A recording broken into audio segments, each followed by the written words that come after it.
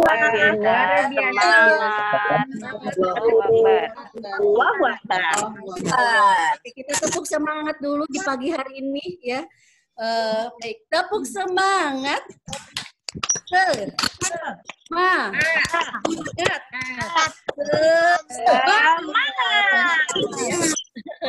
Masya Allah. Baik, Ayah Bunda, saya akan membacakan susunan pada tema adalah dua tasmi Al-Quran, yang ketiga sambutan Yayasan SDIT Al-Hikmah, keempat sambutan Kepala Sekolah SDIT Al-Hikmah, yang kelima acara inti, keenam tanya jawab, ketujuh penutup dan doa. Baik, Ayah dan Bunda, mari kita sama-sama buka acara parenting pada hari ini dengan membaca basmalah bersama-sama. Bismillahirrahmanirrahim. Selanjutnya yaitu lantunan ayat suci Al-Quran. Dan juga bacakan terjemahan surat Al-Imran ayat 189 sampai dengan 194 yang akan dibacakan oleh Ustadz Misbah. Kepada Ustadz Misbah dipersilahkan.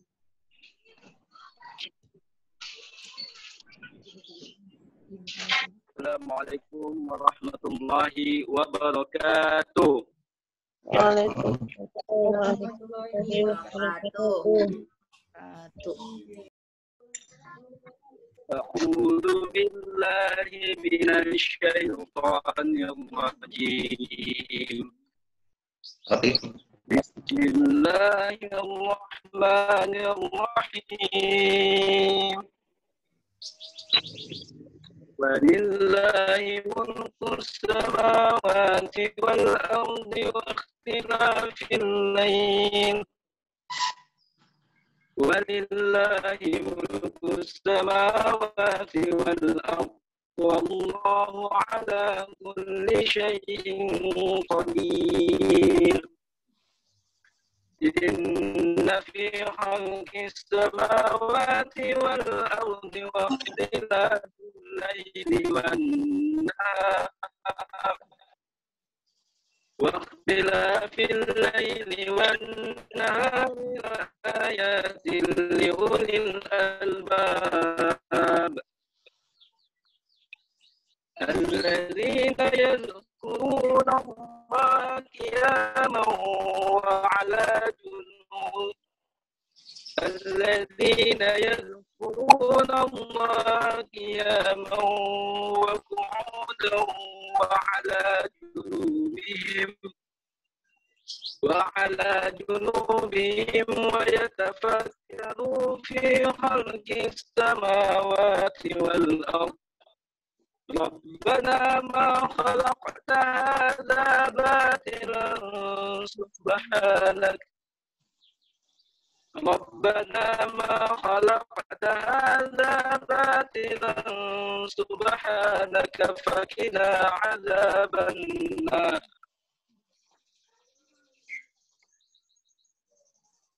ربنا إنك من تدخل النار فقد أخزيته وما للظالمين من أنصار ربنا إننا سمعنا مناديا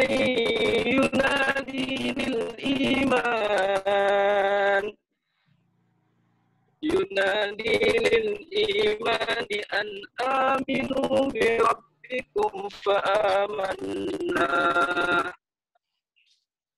ربنا فاغفر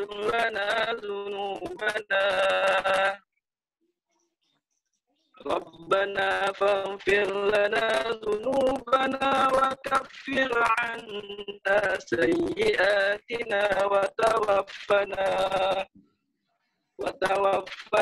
مع الأبرار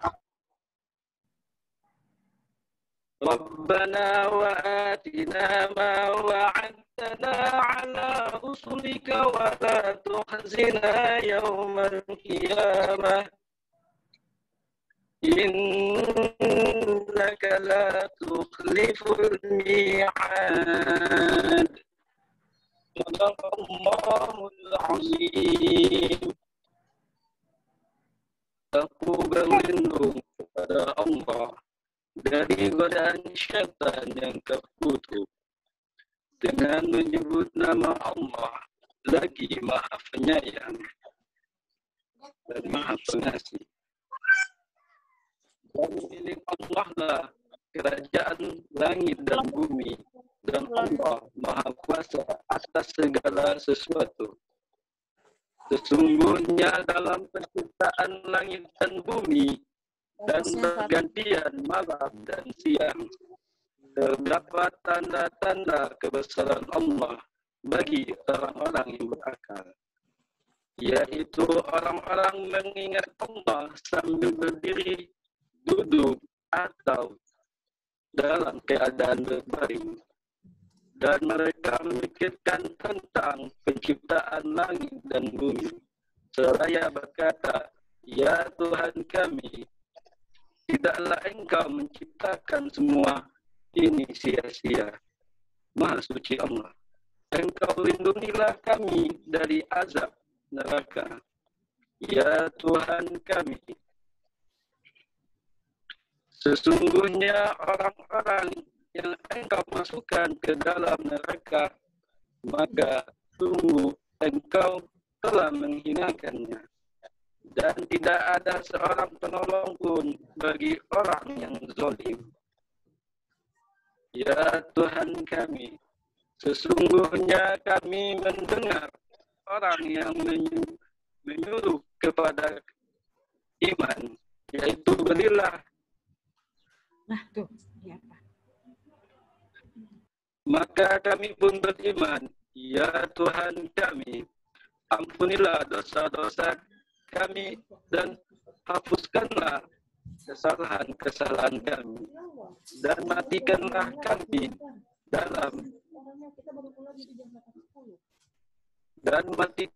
kami beserta orang-orang yang berbakti. Ya Tuhan kami, berilah kami apa yang telah Engkau janjikan kepada kami melalui Rasul-Rasul-Mu, dan janganlah Engkau hinakan kami pada hari kiamat. Engkau tidak pernah mengingkari janji. Assalamualaikum warahmatullahi wabarakatuh. Waalaikumsalam warahmatullahi wabarakatuh. Jazakallah kepada Ustadz Misbah yang telah membacakan ayat suci Al-Quran. Semoga yang membaca dan kita yang mendengarkan mendapatkan pahala dan keberkahan dari Allah Subhanahu wa Ta'ala. Baik, acara berikutnya yaitu sambutan Kepala Sekolah SDIT Al-Hikmah yang akan disampaikan oleh Ustazah Vera Afnia Handayani SPD. Kepada beliau dipersilahkan. Bismillahirrahmanirrahim. Assalamualaikum warahmatullahi wabarakatuh. Waalaikumsalam warahmatullahi wabarakatuh. Alhamdulillahirabbil alamin. Alhamdulillahilladzi arsala rasulahu bil huda wa dinil haq liyudhhirahu 'ala dini kullih wa kafa billahi syahida. Asyhadu an la ilaha illallah wahdahu la syarikalah wa asyhadu anna Muhammadan abduhu wa rasuluhu la nabiyya ba'da amma ba'du. Alhamdulillah, segala puji hanya milik Allah Subhanahu wa Ta'ala. Di kesempatan yang berbahagia ini,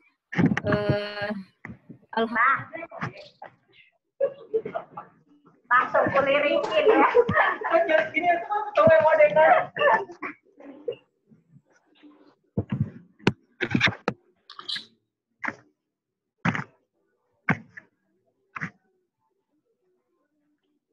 Ada suara Ustazah.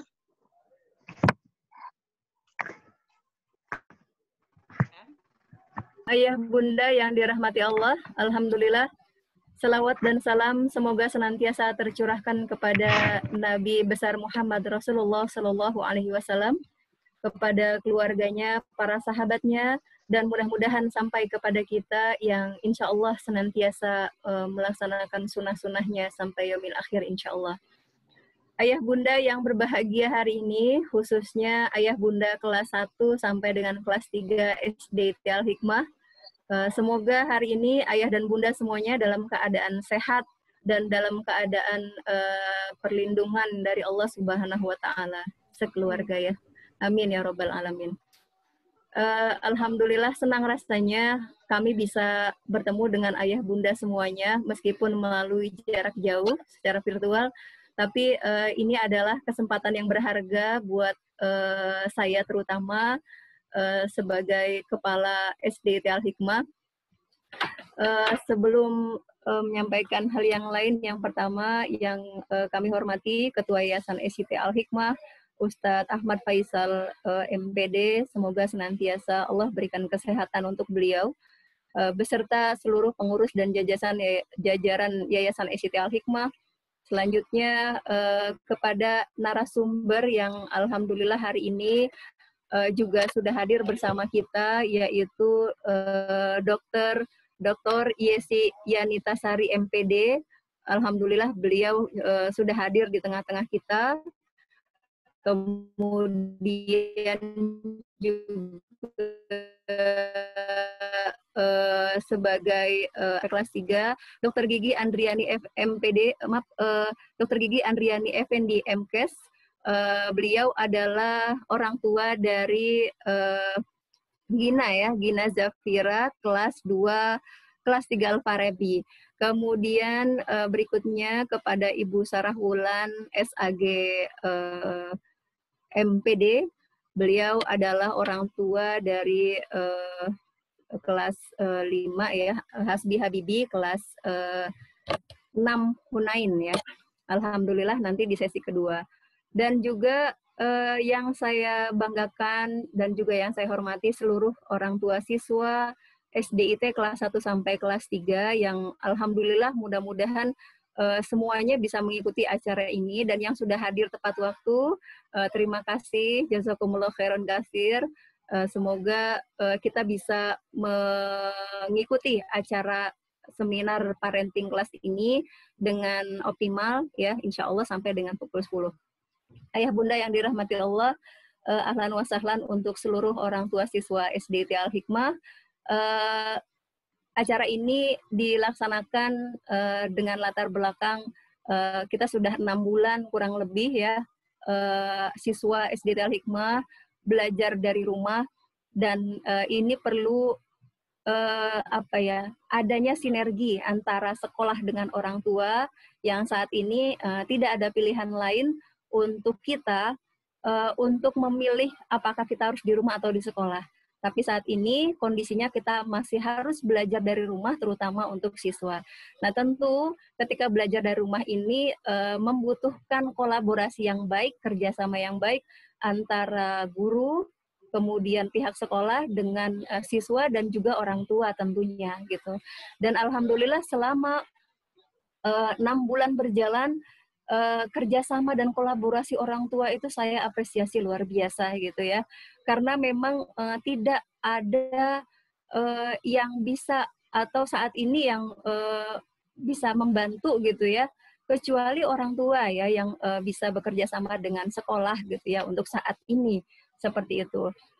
Alhamdulillah, dan itu luar biasa. Saya cukup bangga terhadap seluruh orang tua SDIT Al-Hikmah karena sudah meluangkan waktunya sedemikian rupa dan untuk memajukan anak-anak kita, meskipun saat ini kami tetap memantau dari sekolah, guru-guru tetap mengontrol, kemudian juga memberikan motivasi dan juga senantiasa memberikan pelayanan pendidikan dari sekolah dengan maksimal insya Allah.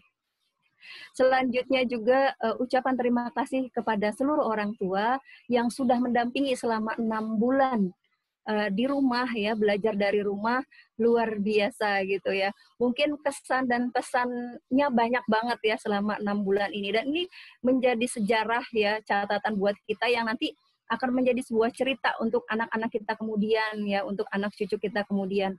Senantiasa kita berdoa kepada Allah, semoga wabah virus corona ini juga segera berakhir ya, sehingga anak-anak bisa kembali sekolah seperti biasa, sebagaimana biasanya hadir di sekolah, dan juga bisa beraktivitas kembali ya, insya Allah.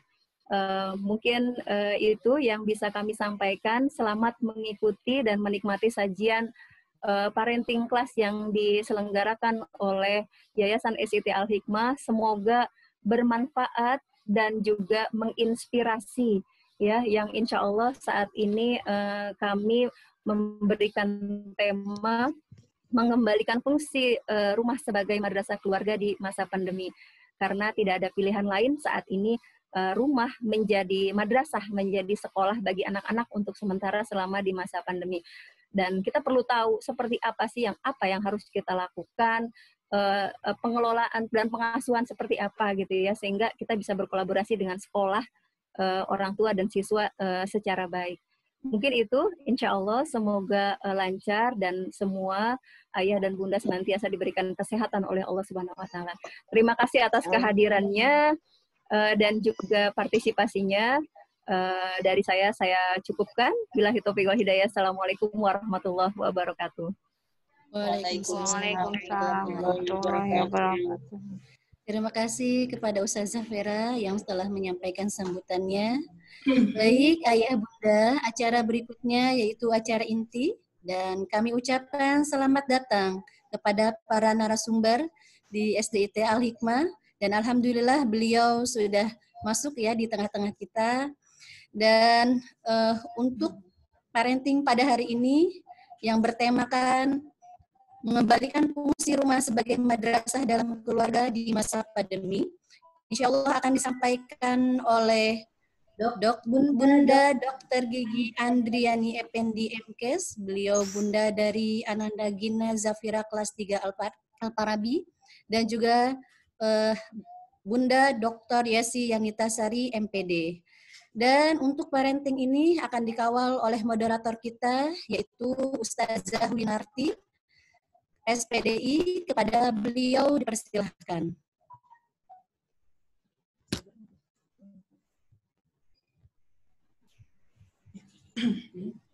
Ya, terima kasih Ustazah Jiyah yang solihah selaku MC yang telah memberikan kesempatan kepada saya untuk melanjutkan rangkaian acara pada hari ini. Bismillahirrahmanirrahim. Assalamualaikum warahmatullahi wabarakatuh. Waalaikumsalam warahmatullahi wabarakatuh. Ya, apa kabar Ayah Bunda? Alhamdulillah.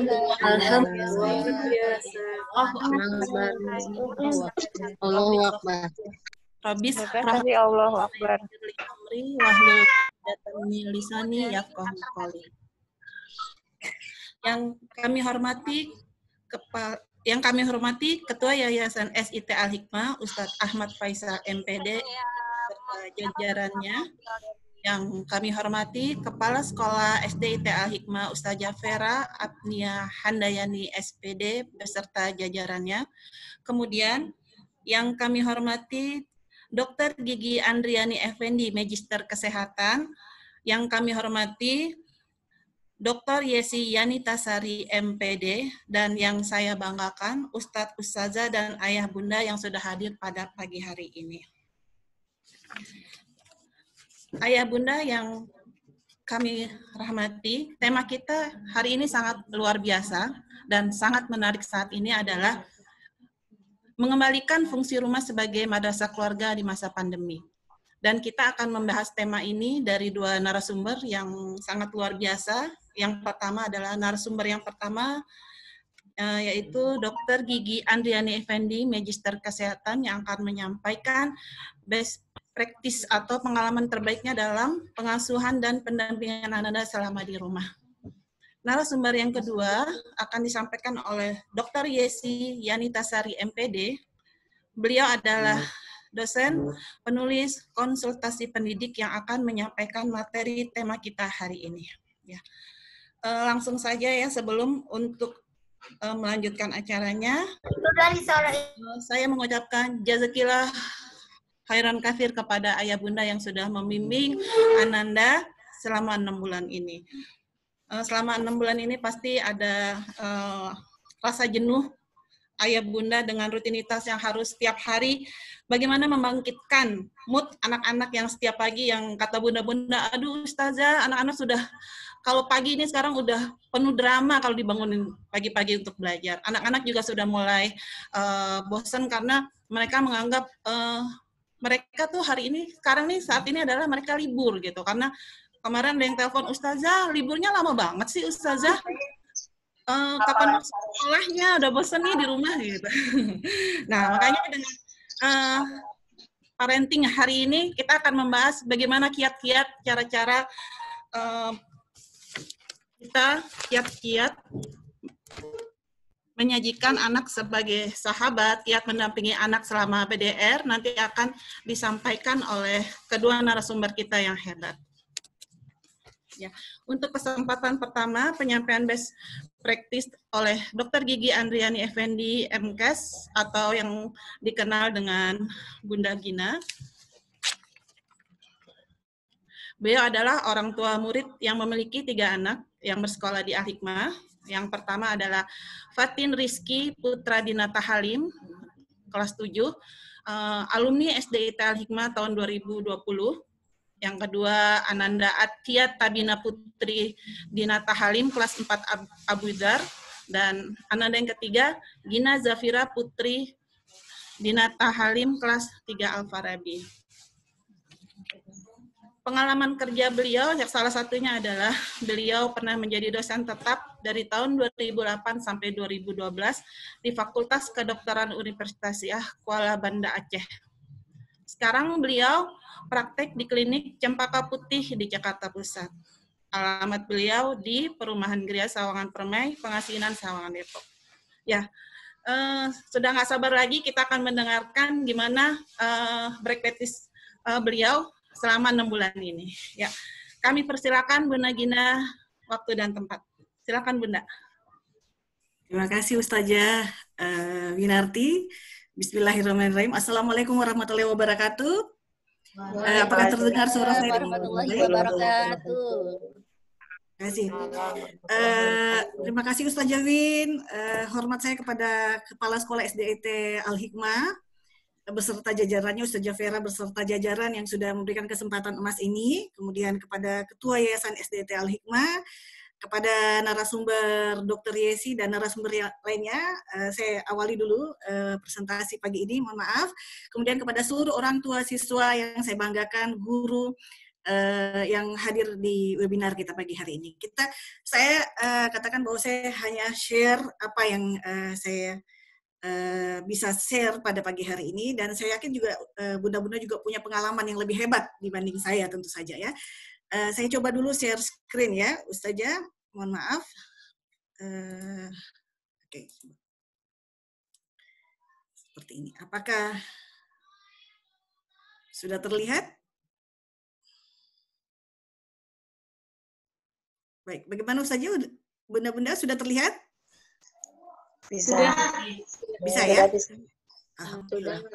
Baik, dengan waktu yang sesingkat ini kita berusaha untuk memahami atau menangkap poin-poin penting yang bisa saya share pada pagi hari ini. Baik, kenapa kita harus kembali ke rumah? Itu kan pertanyaan mendasar, dan saya yakin isu-isu pandemi global selama ini merupakan isu-isu yang tiap hari selalu kita lihat di televisi, dengar di radio, baca di YouTube, baca di share-share berita, sehingga kita bisa sampaikan atau jelaskan kepada anak kita bagaimana kondisi dunia, kondisi Indonesia, kondisi Depok, dan kondisi lingkungan kita saat ini kepada anak kita, sehingga anak kita bisa paham kenapa kita dirumahkan. Ya, ini adalah share daftar isi yang saya bisa share nanti, mungkin terlalu banyak, mudah-mudahan bisa cukup waktunya Ustazah dan bunda-bunda.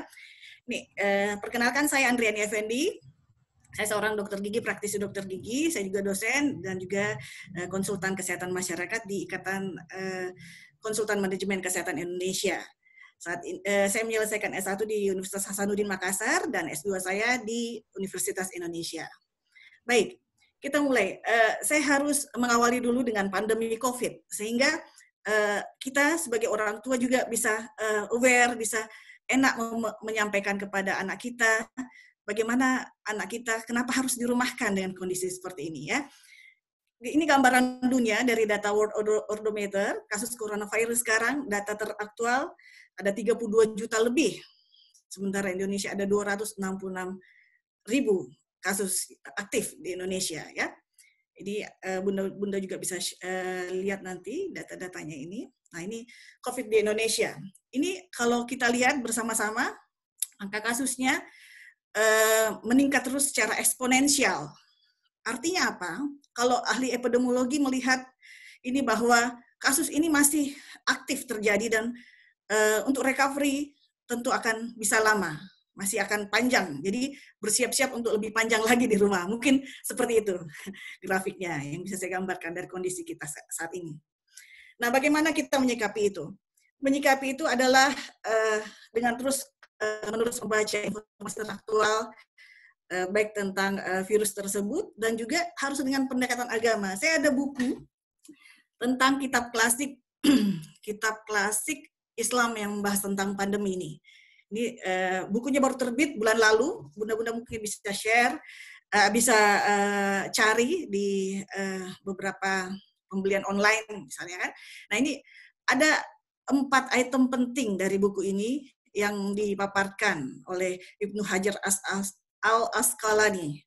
Dalam buku ini tentang kitab wabah dan tahun dalam Islam, dikatakan bahwa sebaiknya tidak berkumpul sebisa mungkin. Ini untuk menghindari makin mewabahnya virus tersebut, kemudian tidak meninggalkan daerah wabah, kita tidak mendatangi daerah wabah dan tidak berkumpul bahkan untuk doa bersama, dan juga larangan menjenguk korban wabah. Dalam buku ini, saya pikir ini bisa menjadi pegangan kita sebagai umat muslim. Kitab ini ditulis 500 tahun pada saat beliau menulis buku ini, 3 anak beliau juga wafat karena wabah pada masa itu. Jadi agama kita dalam Islam juga sudah dijelaskan. Banyak literasi keilmuan yang sudah menjelaskan bagaimana physical distancing, social distancing itu sudah bisa diterapkan, sudah diterapkan pada 500 tahun yang lalu. Jadi ini cuma bahasa baru yang kemudian dibakukan gitu. Ya, mungkin seperti itu. Oke, bagaimana kondisi psikologis kita selama pandemi? Inilah mungkin gambaran emosi-emosi kita yang ada ya. Aku harus kerja gitu kan. Tapi di satu sisi saya harus belajar mendampingi anak belajar. Tentu ini tidak mudah ya. Ini emosi-emosi dominan dari kita. Kemudian akhirnya membuat kita stres. Nah, saya yakin kita semua pasti mengalami fase ini. Saya sebagai orang tua juga mengalami awal-awal gitu. Kemudian bagaimana cara kita bangkit gitu kan? Ini kita stres karena ada kondisi baru yang tidak biasa pada kita dan anak kita. Menurut saya itu harus dipahami, kemudian kita harus beradaptasi dengan lingkungan baru itu.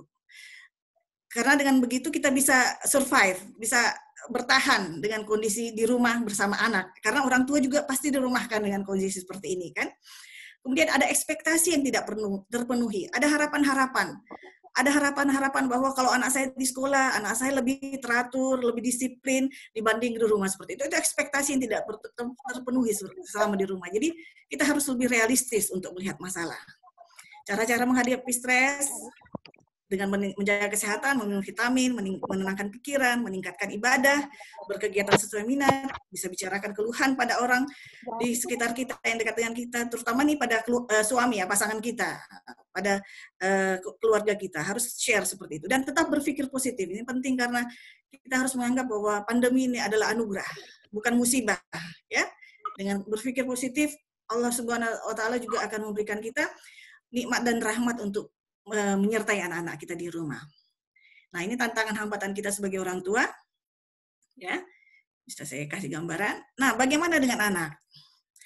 Anak juga mengalami perubahan ya. Jadi perubahan yang paling mendasar dari anak itu kebiasaan belajar tentu saja. Yang biasanya di sekolah, jadi di rumah. Jadi di sekolah belajar, di rumah main. Nah, sekarang anak-anak tetap harus di rumah belajar dan di rumah main. Nah, ini bagaimana tuh? Kita harus mengadaptasi teknologi, karena dengan tidak hadir di sekolah, ada teknologi berbagi HP, laptop, dan kuota dengan saudara-saudara ataupun dengan orang tua. metode belajar berbeda-beda itu juga tidak mudah. Ada guru dengan murid, antar murid bagaimana, dan menyelesaikan tugas-tugas atau deadline yang harus dilaporkan. Ada perubahan emosi cemas, bosan, monoton, dan tidak bertemu dengan teman. Itu tantangan dan hambatan kita semua sebagai orang tua di kondisi pandemi ini. Nah, bagaimana peran kita sebagai orang tua? Pertama, kenali dan pahami gaya anak kita. Gaya belajar anak kita seperti apa? Dia gaya belajarnya apa? Dalam literatur dulu saya ingat Al-Hikmah pernah ada konsultasi dengan Ustaz Jawin ya pada saat anak-anak kita masuk awal sekolah ya. Jadi kalau anak saya itu tiga-tiganya berbeda gaya belajarnya. Ada yang visual, ada yang auditori, ada yang kinestetik, itu betul-betul luar biasa harus menyatukan gaya belajar di satu rumah ya. Tentu juga benar-benar mengalami seperti itu. Kita harus manajemen waktu juga. Harus ada kesepakatan waktu bersama, bermainnya kapan, belajarnya kapan, dan mengerjakan tugasnya kapan. Harus ada komunikasi dan update informasi terus dengan pihak sekolah, dengan guru, dengan bagian pendidikan sekolah, bagian pembayaran SPP juga harus tetap update informasi ya. Kemudian berbagi peran. Bagaimana ayah, bunda, perhatian dan pendampingan yang interaktif terkontrol, batasi keterlibatan kita sebagai orang tua dengan tidak mengerjakan tugas anak. Kenapa? Karena ini akan membuat anak menjadi manja, menjadi terbiasa, disuap, sehingga untuk hal-hal itu tetap tidak mandiri di rumah. Dan terakhir adalah lingkungan yang kondusif dan komunikasi interaktif. Lingkungan kondusif, seperti ini tadi yang bisa kita baca bahwa siapkan lingkungan belajar yang kondusif dan komunikasi interaktif. Adaptasi seperti apa yang harus, selain menggunakan masker, mencuci tangan, itu kan hal-hal, ada protokol kesehatan yang sudah umum kita pahami dan bisa kita terapkan rumah. Adaptasi kebiasaan baru yang paling utama menurut saya adalah orang tua harus menyiapkan ruang belajar sehat dan nyaman untuk anak di rumah. Kita harus mendesain ulang ruang belajar kita. Harus ada aspek pencahayaan, sirkulasi udara ini penting. Jadi sekarang mungkin kita tidak lagi menggunakan AC karena ini AC dikabarkan memicu infeksi yang besar, terutama di klaster perkantoran di Jakarta beberapa waktu yang lalu, dan sekarang makanya diliburkan ya.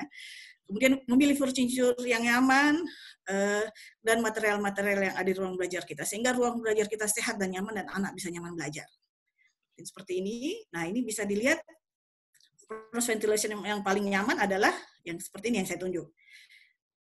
Alur udara masuk sini, energi udara positif masuk, kemudian negatifnya keluar di ruang. Jadi alur udara positif mengalir ke seluruh ruangan. Atau juga bisa menambahkan void dalam rumah, seperti itu bisa bagus juga, pilihan terbaik juga maksud saya. Oke, inilah madrasah adalah terbaik, akhirnya adalah rumah. Kenapa? Pertama adalah anak dan kita terhindar dari virus. Dua, anak merasa senang, lebih diperhatikan, pundi-pundi kasih sayang anak terpenuhi. Juga ketiga, orang tua punya kesempatan untuk memotivasi anak. Yang keempat, kita sebagai orang tua punya kesempatan mengetahui perkembangan belajar anak. Dan seluruh anggota keluarga dapat bersinergi. Jadi ayahnya juga sekarang dirumahkan. Ayah dan ibu harus share, berbagi tugas dan tanggung jawab mengenai pendidikan anak di rumah. Saya pikir itu adalah momen-momen emas yang harus kita manfaatkan secara maksimal. Yang keenam, yang tentu saja kita harus mengembalikan rumah pada fungsinya sebagai madrasah. Saya pikir seperti itu. Assalamualaikum warahmatullahi wabarakatuh. Saya kembalikan lagi kepada Ustaz Jawin, mungkin ada hal-hal lain yang bisa ditambahkan nanti pada saat kita diskusi. Terima kasih. Wassalamualaikum warahmatullahi wabarakatuh. Waalaikumsalam warahmatullahi wabarakatuh. Masya Allah, tabarakallah. Semoga menjadi menginspirasi untuk budak-budak di Al-Hikmah ya Bun. Bunda, Afwan, ada sedikit pertanyaan dari saya. Bagaimana perasaan Bunda saat ini setelah 6 bulan BDR? Perasaan ya Ustaz ya? Oke. Perasaan tentu saja yang pertama kalau saya alhamdulillah sangat senang. Karena saya termasuk orang tua yang sangat sangat begitu khawatir dengan kondisi pandemi virus corona ini. Jadi saya alhamdulillah begitu SD Al-Hikmah mengambil langkah tepat awal Maret ya waktu itu. Langsung meliburkan seluruh siswa dan di akhir ini diikuti dengan SK dari Mendikbud kita harus libur. Saya alhamdulillah sangat senang. Jadi menurut saya ini langkah tepat, sangat tepat. Karena sekarang luar biasa klaster baru juga banyak bermunculan. Di kompleks saya juga sudah masuk dari klaster baru. 1 pekan lalu ada yang meninggal karena COVID. Nah, itu dan masih ada 2 kasus aktif di kompleks saya ini. Jadi jangan sampai kita menciptakan klaster baru di lingkungan sekolah. Itu sangat-sangat ironis menurut saya, karena kan anak-anak adalah harta kita yang paling berharga. Mungkin seperti itu saja. Iya, satu lagi Bunda, sebagai manusia biasa ya Bun, pasti ada perasaan jenuh gitu. Maksudnya mau gimana nih biar supaya ada suasana yang baru gitu. Kalau Bunda lagi bingung, pasti kita ada rasa aduh. Terus apalagi di luar pekerjaan Bunda juga lagi banyak dan harus membimbing 3 anak ya secara berbarengan ketika lagi BDR. Gimana nih Bun solusi atau bagaimana mengatasinya? Mengatasi kebingungan Bunda. Ngapain gitu?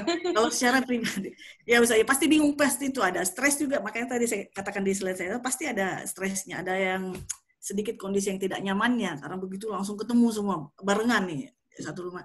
Kalau saya secara pribadi, saya langsung ke kamar, dengar musik. Kalau saya, tapi kalau saya lihat ayahnya pilih berkebun.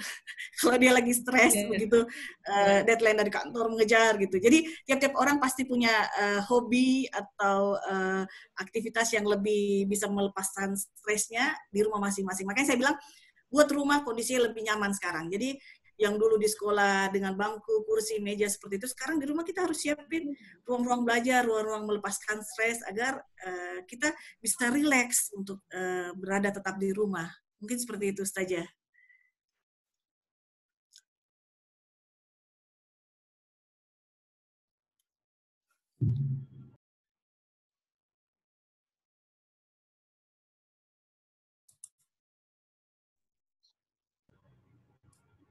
Ya, baik Bunda. Satu terakhir pertanyaan dari saya, hikmah apa saja yang Bunda dapat di pandemi khususnya di BDR? BDR ini hikmah, ya Bunda. Kalau ya baik, terima kasih.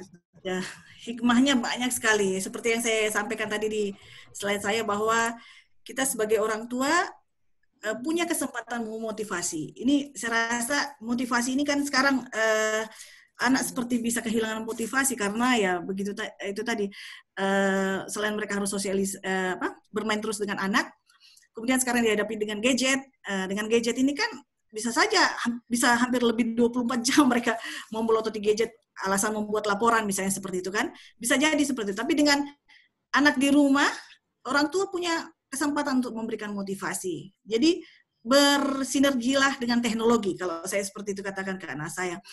Bersinergi dengan teknologi. Teknologi itu hadir untuk memudahkan, bukan untuk menyengsarakan maupun membuat fisik kita menjadi capek. Seperti misalnya dengan terus memelototi gadget, laptop, HP segala macam.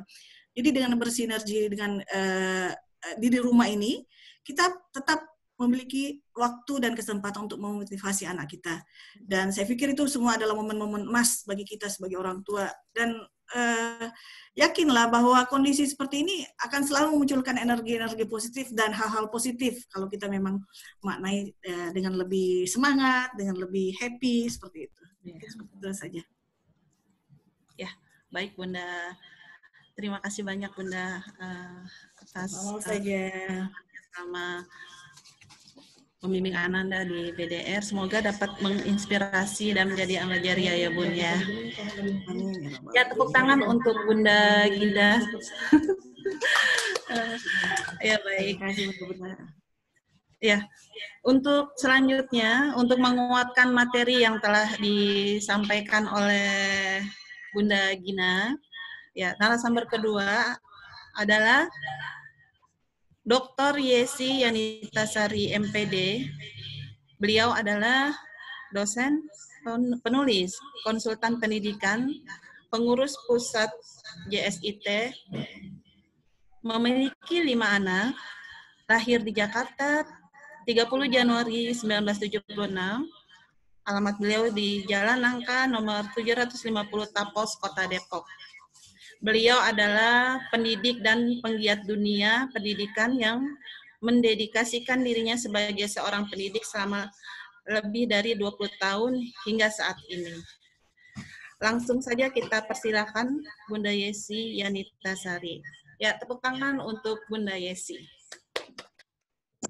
Ya, Terima kasih kepada Ibu Moderator. Insyaallah.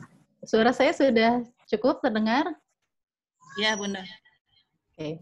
Ya, bismillahirrahmanirrahim. Assalamualaikum warahmatullahi wabarakatuh.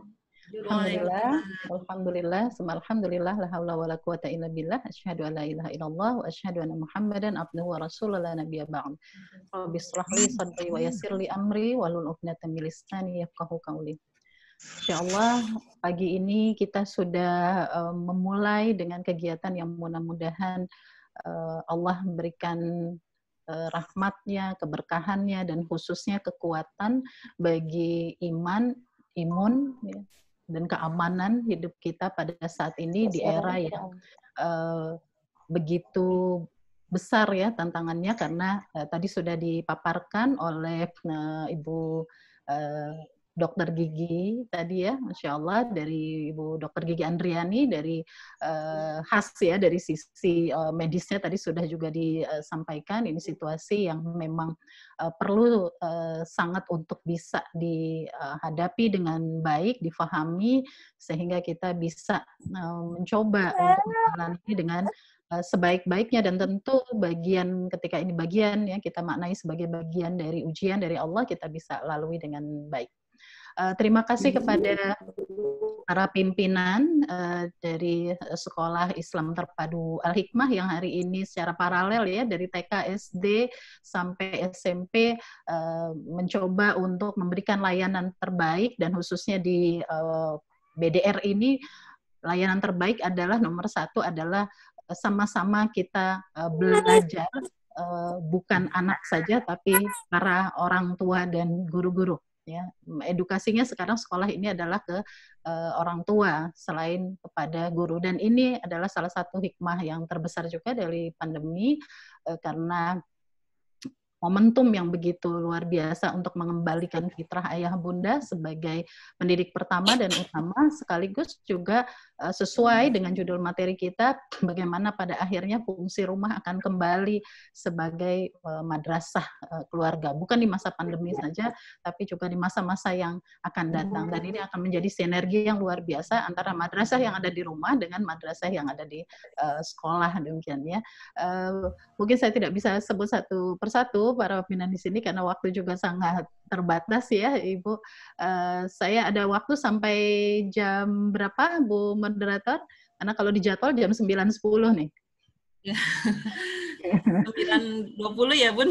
Karena tadi mau 20 menit. Coba ya, karena setelah ini ada di sesi berikutnya ya untuk kelas 4, 5, 6. Baik, Ayah Bunda semua, supaya tidak banyak nge-lag, saya tidak buka screenshot-nya secara sempurna ya. Saya coba dengan yang sederhana ini, kita akan coba sama-sama. Nanti saya sekedar melanjutkan saja, tadi sebagian sudah diawali oleh narasumber pertama sebagai best practice yang mengalami sendiri ya, mengalami sendiri bagaimana PJJ ini atau BDR ini dilakukan dan bersinergi dengan Al-Hikmah gitu. Saya dengan 5 anak tapi bukan di Al-Hikmah ya, karena jauh rumahnya ya, sehingga mungkin yang paling terasa sekali kondisinya, Masya Allah ya, ini pasti orang tua murid yang berhadapan langsung di sekolah yang dijalani anak-anak.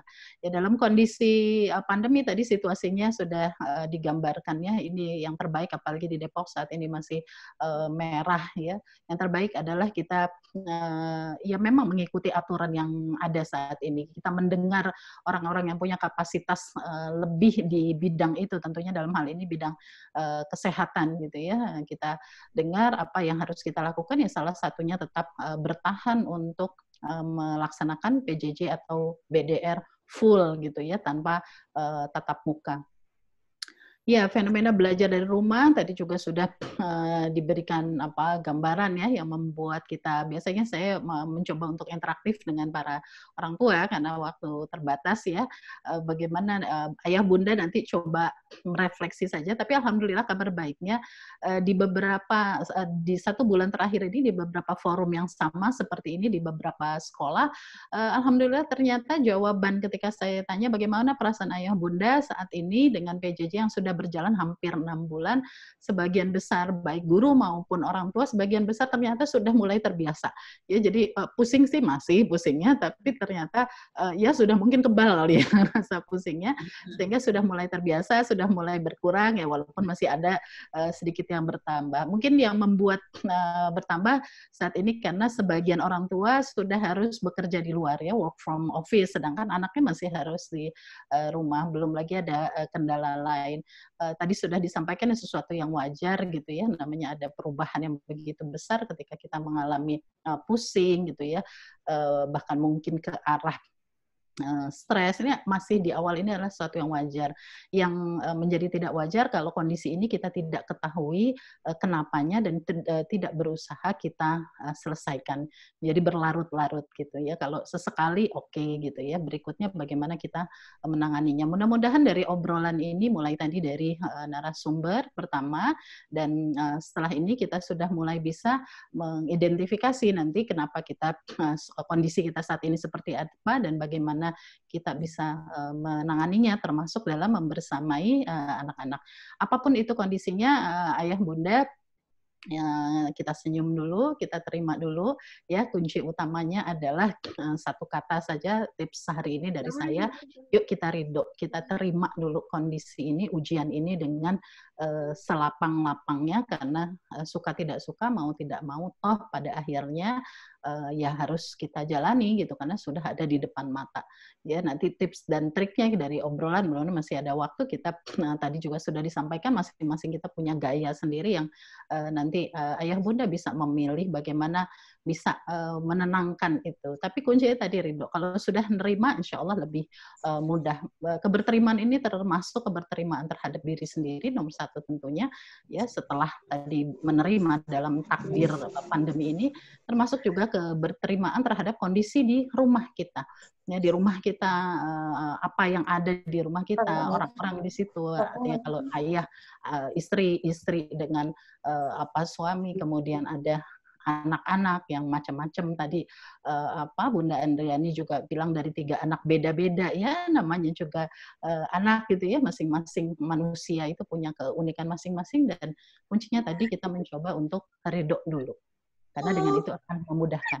Karena dengan itu akan banyak hikmah yang akan kita bisa ambil. Nah, salah satu hikmah terbesar dalam pandemi ini yang saya coba renungi adalah tadi sudah disinggung bagaimana ternyata peran orang tua sebagai pendidik pertama dan utama akhirnya disadari semua orang gitu, seluruh dunia gitu, seluruh orang tua. Kenapa? Karena dipaksa untuk akhirnya membersamai anak di rumah ya, dalam belajar yang tadinya mungkin kita menganggap dengan menitipkan ke sekolah semuanya sudah selesai, semuanya sudah beres ya, mungkin kita bantu sesekali saja, tapi kalau sekarang kan full nih ya, guru mengajar secara umum, kita terus membersamai. Pada akhirnya di situ kita lebih banyak akhirnya mengenal banyak hal, mengenal karakter anaknya, mengenal ternyata nih yang harus diajarkan ini, bagaimana cara ngajarnya dan seterusnya ya. Dan mudah-mudahan ini ayah bunda, kondisi ini adalah salah satu kebaikan yang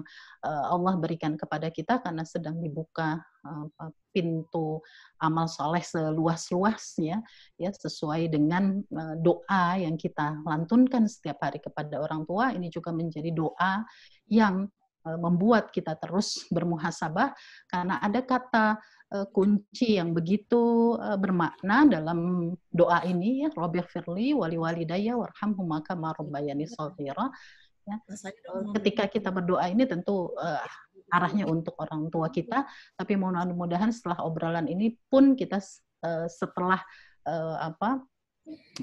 arahnya ke orang tua, berikutnya adalah tentang peran kita sebagai orang tua. Kenapa? Karena ada catatan penting bahwa ya, ketika anak meminta ampunan ya kepada Allah untuk dan kasih sayang untuk orang tuanya, ada syarat dan ketentuan berlaku ya di catatan doa ini, kama rabbayani shaghira, sebagaimana orang tuanya robba, yurabbi murabbi tarbiyah, sebagaimana orang tuanya mendidik Ya, bukan sekedar menyayangi, tapi mendidik anaknya di waktu shaghirah, waktu kecil ini ya, waktu TK SD ini yang rata-rata belum balik, yang rata-rata belum mukallaf. Jadi Allah lagi kasih kesempatan yang begitu besar kepada kita untuk mengumpulkan. Jadi logikanya adalah ketika banyak layanan pendidikan yang kita berikan kepada anak kita, sebegitu banyak pula nanti modal yang akan kembali dari doa anak kita. Tadi jariyah, ya, ini salah satu dari 3 hal yang tidak terputus, ya, amal jariyah kan doa anak yang soleh. Tapi doa anak yang soleh tadi ada syaratnya ternyata, kama rabbayani shaghira. Ya kalau kita proses mendidiknya sangat sedikit, ya mungkin kembalinya juga sedikit. Mungkin ilustrasi sederhananya seperti itu. Dan ini mudah-mudahan yang menyemangati kita, ya ayah bunda, menjadi pijakan untuk selalu bersyukur, ridho, dan bergembira tentunya dalam membersamai. Tadi seperti Bunda Andriani bilang, ya habis senang kalau dekat sama anak-anak, senang membersamai anak-anak, serasa senang. Ini insya Allah yang akan memudahkan nanti kita untuk bisa mengatasi banyak hal yang faktanya banyak juga yang tidak mudah sebenarnya gitu. Tapi tidak mudah bukan berarti membuat kita harus memilih untuk tidak bahagia.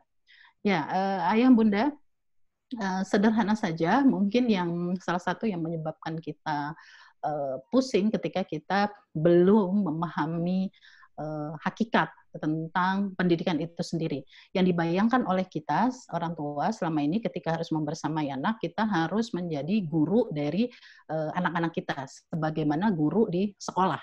Yang guru, kalau dalam terminologi di dunia pendidikan Indonesia, ini adalah pendidik profesional yang memang disiapkan. Ya, punya latar belakang pendidikan yang cukup, ya, kemudian dilatih, training, ada sistematika yang harus dibangun, didesain, pembelajaran, dan seterusnya. Kita kan tidak untuk itu. Kalau kita memposisikan diri sebagai guru dalam artian tadi, tentu yang akan kita alami kepusingan-kepusingan, ekspektasi tadi yang berlebihan, gitu ya, dan yang dampak yang terberat itu adalah ketika pada akhirnya, ya, interaksi yang muncul menjadi tidak nyaman baik dengan anak maupun dengan guru itu sendiri. Nah, kita, tanggung jawab kita adalah tadi, makanya saya sebut di awal, kita sebagai pendidik pertama dan utama. Karena bicara pendidik, ya, kaitannya dengan pendidikan, ya, ini hakikat pendidikan adalah bicara tentang sebuah upaya untuk memberdayakan semua potensi manusia. Jadi manusia itu pasti punya potensi dalam bentuk apapun. Yang menurut manusia misalnya, oh kayaknya dia, mohon maaf ya, saya pakai bahasa misalnya dia cacat gitu. Tapi sesungguhnya kondisi apapun mereka punya potensi. Karena potensi itu kan bisa macam-macam. Tidak harus bicara potensi akademik saja. Nah, bagaimana memberdayakan semua potensi manusia secara optimal. Nah, ini tugas kita sebagai pendidik dan terintegrasi. Ujungnya untuk apa? Untuk bermanfaat. Kalau dia sudah bermanfaat ke orang lain, pasti urusan dirinya sudah selesai. Karena kita tidak mungkin memberi manfaat ke orang lain kalau kita sendiri belum mampu misalnya memandirikan diri sendiri, ya. Nah, ini otomatis gitu ketika bicara kebermanfaatan. Dan yang paling penting, apalagi ini konteks ya sekolah Islam, kebermanfaatan itu untuk siapa gitu. Nah, ini ditujukan ini dalam rangka, ya, pengabdian kepada Allah Subhanahu wa taala, dalam rangka ketakwaan. Ini poin penting bicara pendidikan. Jadi ayah mudah-mudahan lebih nyaman gitu ya ketika bicara potensi, ketika dalam sisi akademik misalnya, kok ini anak nggak bisa-bisa gitu, tapi ternyata punya potensi lain, ya mari kita bangun potensi yang lain itu gitu untuk bisa, ya, membuat dia menjadi orang yang bermanfaat dan bertakwa. Sederhananya seperti itu. Nah, pendidikan inilah yang akan berimplikasi nanti dari pembelajaran.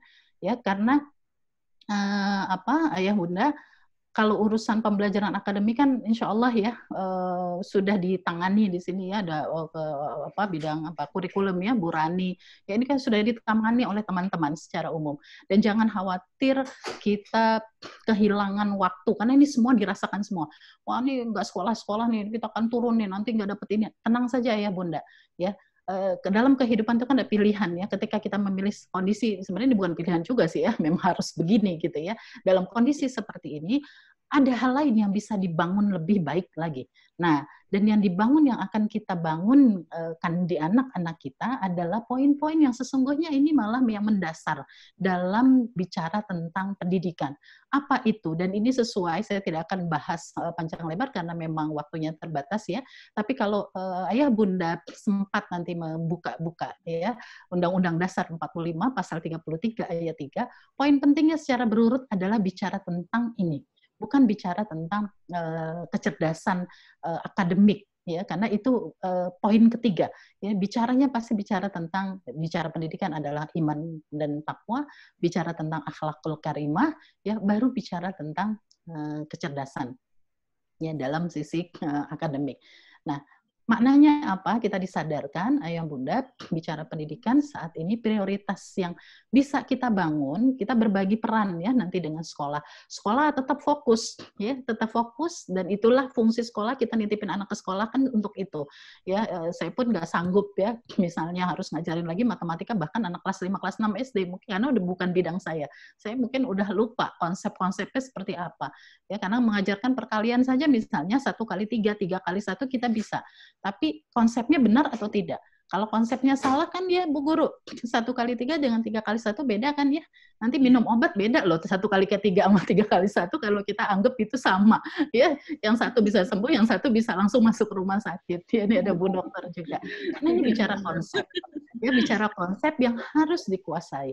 Nah, ini bagian-bagian ini biarlah kita kembalikan ke guru walaupun dengan fasilitas terbatas dengan online. Nggak apa-apa ya. Bismillah, insya Allah tahun depan kita akan bisa normal kembali atau setidaknya new normal, ini akan pelan-pelan kembali.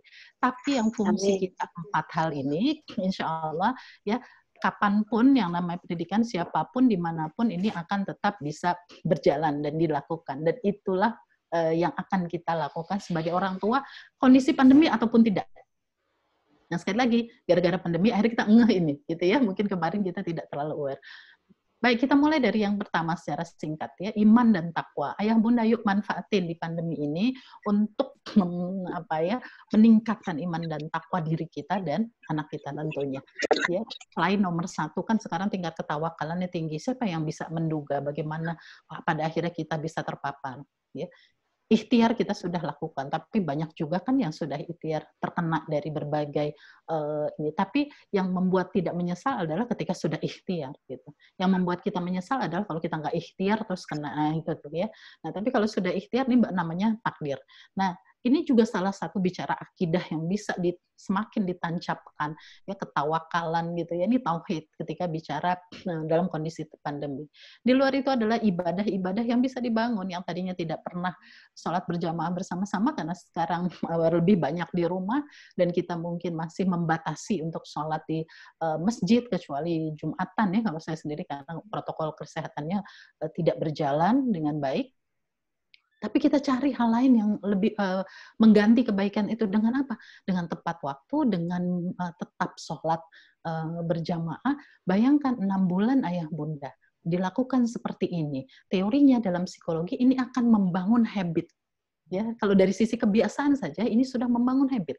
Nanti anak-anak tuh udah terbiasa, oh tak azan sholat, oh tak gitu. Ya, ini baru dari sisi. Apalagi kalau ayah bunda pahamkan, ya mengapa untuk itu. Nah, ini akan muncul motivasi intrinsiknya. Mereka akan muncul tanpa ada kita atau kita, mereka tetap lakukan itu. Nah, ini kan yang mungkin kemarin tidak kita dapatkan. Ya, ketika anak-anak misalnya hanya bersekolah terus di rumah kita lost dari proses layanan pendidikannya karena udah deh di sekolah. Betul, ketika di sekolah mereka soleh banget gitu ya Bu Guru. Tapi di rumah kok begini gitu ya. Di sekolah duha terus, kok di rumah kok enggak. Nah, gitu ya. Ini mungkin ada kaitan ya ketidaksinkronan dengan apa yang dilakukan madrasah yang di sekolah dengan madrasah yang di rumah. Nah, mulai saat ini insya Allah sinerginya terus kan intensif ya. Bu gurunya ya kalau di rumah ya anak-anak juga yang kecil-kecil itu bu gurunya ngecek habis sholat duha dengan habis sholat zuhur itu ada video call 3D namanya, video call ber-8 orang untuk sama-sama baca doa sambil ngecek sudah sholat belum. Tapi kan urusan lainnya yang membuat dia sholat siapa? Kan kita orang tuanya. Nah, bayangkan kalau itu setelah pandemi juga berlaku ya, Masya Allah gitu. Ini Bu Guru juga bahagia sekali nih ya, balik-balik anak-anak sudah punya kebiasaan-kebiasaan yang luar biasa. Ya, poin kedua tadi membangunkan karakter mulia Ananda. Saya tulis dalam buku saya tentang membidik karakter hebat. Setidaknya 4 tahap ini saya tidak mungkin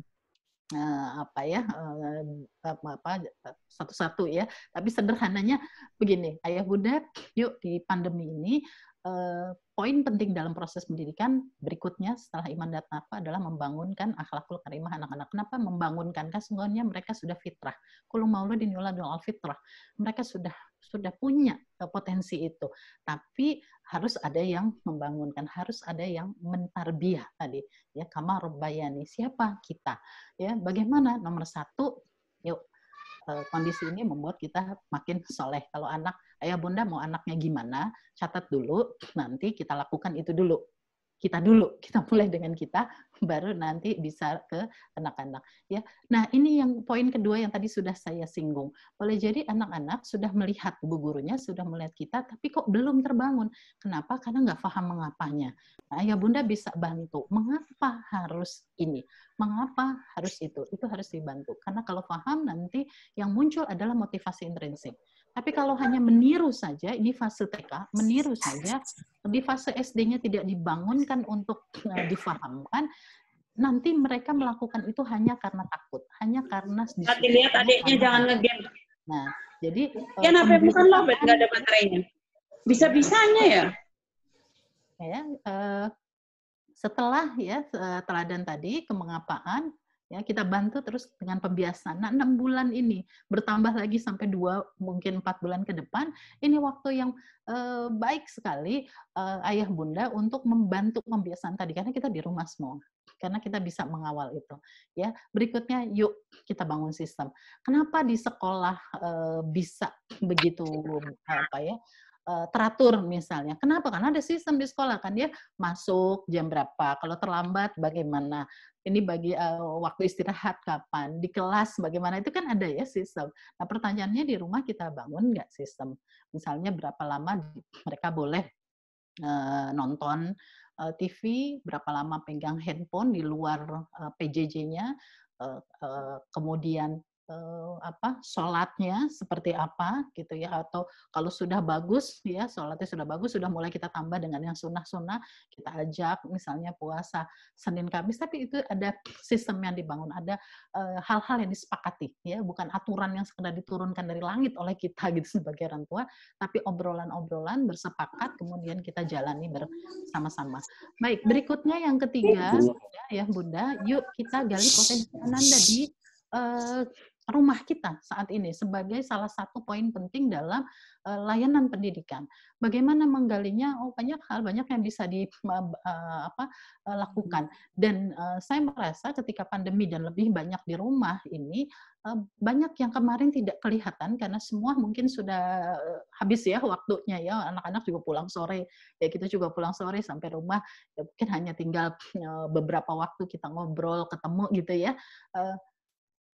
Belum banyak terlihat, tapi ketika di pandemi ini kan sebenarnya banyak nganggurnya loh ya, belajar sama bu guru kan paling 2-3 jam ya bu guru ya, sisanya ada penambahan tugas, tapi tetap ada waktu khusus. Apa yang bisa kita lakukan? Tawarkan ke mereka yang menjadi passion mereka untuk bisa menggali potensinya. Jadi menggali potensi ini sederhananya gini ayah bunda, ibarat ayah bunda mengajak anak-anak ke rumah makan Padang yang Padang sederhana, ya saya sebut nama tuh ya, atau Padang-Padang lain yang kalau kita datang makanannya dijajar gitu, ya dijajar sudah di depan kita. Jadi kita boleh memilih, ya.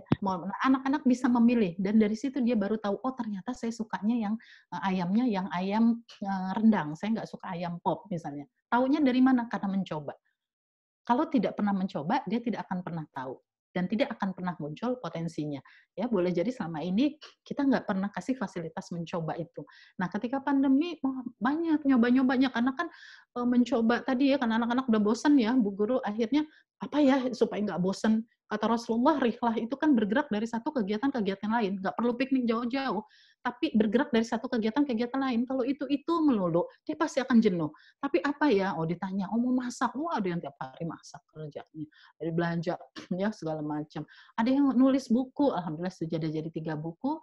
2 anak SD yang di rumah, ya. Alhamdulillah untuk menghasilkan 3 buku di pandemi ini. Mungkin kalau nggak pandemi nggak terpikir ya oleh saya untuk bisa menghasilkan buku. Ada yang coba berkebun walaupun gagal, ya. Ada yang coba macam-macam, ya, fotografi segala macam, ditawarin aja anak-anak kita.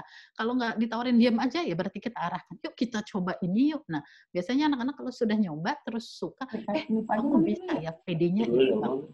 Kalau percaya dirinya bangun, nanti akan mengupgrade ya kemampuan-kemampuan lainnya, termasuk kemampuan akademik. Ya kadang-kadang kemampuan underachiever itu karena dia nggak pede gitu, dia prestasinya menurun karena dia udah nganggap saya emang nggak bisa, anaknya saya emang nggak bisa gitu. Tapi ketika ada satu yang memang itu potensi utamanya dia muncul, bisa dia bangga terhadap itu, orang memberi reward terhadap itu, nanti yang lain-lain akan muncul. Ya, baik yang terakhir dari potensi dari layanan pendidikan yang kita bisa berikan ya ayah bunda di rumah supaya menjadikan madrasah di rumah kita adalah belajar kehidupan. Ini yang paling penting ya. Kita mau sekolah setinggi apapun ya, tapi dia nggak mampu survive, cuman itu bagian dari pengambilan ijazah saja gitu ya, tapi nggak paham gimana saya belajar kehidupan sederhana saja misalnya, ya kita akan kesulitan misalnya tidak bisa tertib di dalam rumah, merapihkan kamar, aware terhadap misalnya rumah yang berantakan. Nah ini yang ayah bunda bangun. Ya, jadi jangan berpikir gini, anak-anak sekolah sudah biarin tugas mereka belajar. Belajar apa? Ya, belajar yang di sekolah dalam artian akademik itu hanya satu bagian dari bagian yang lain. Porsi mereka belajar, iya.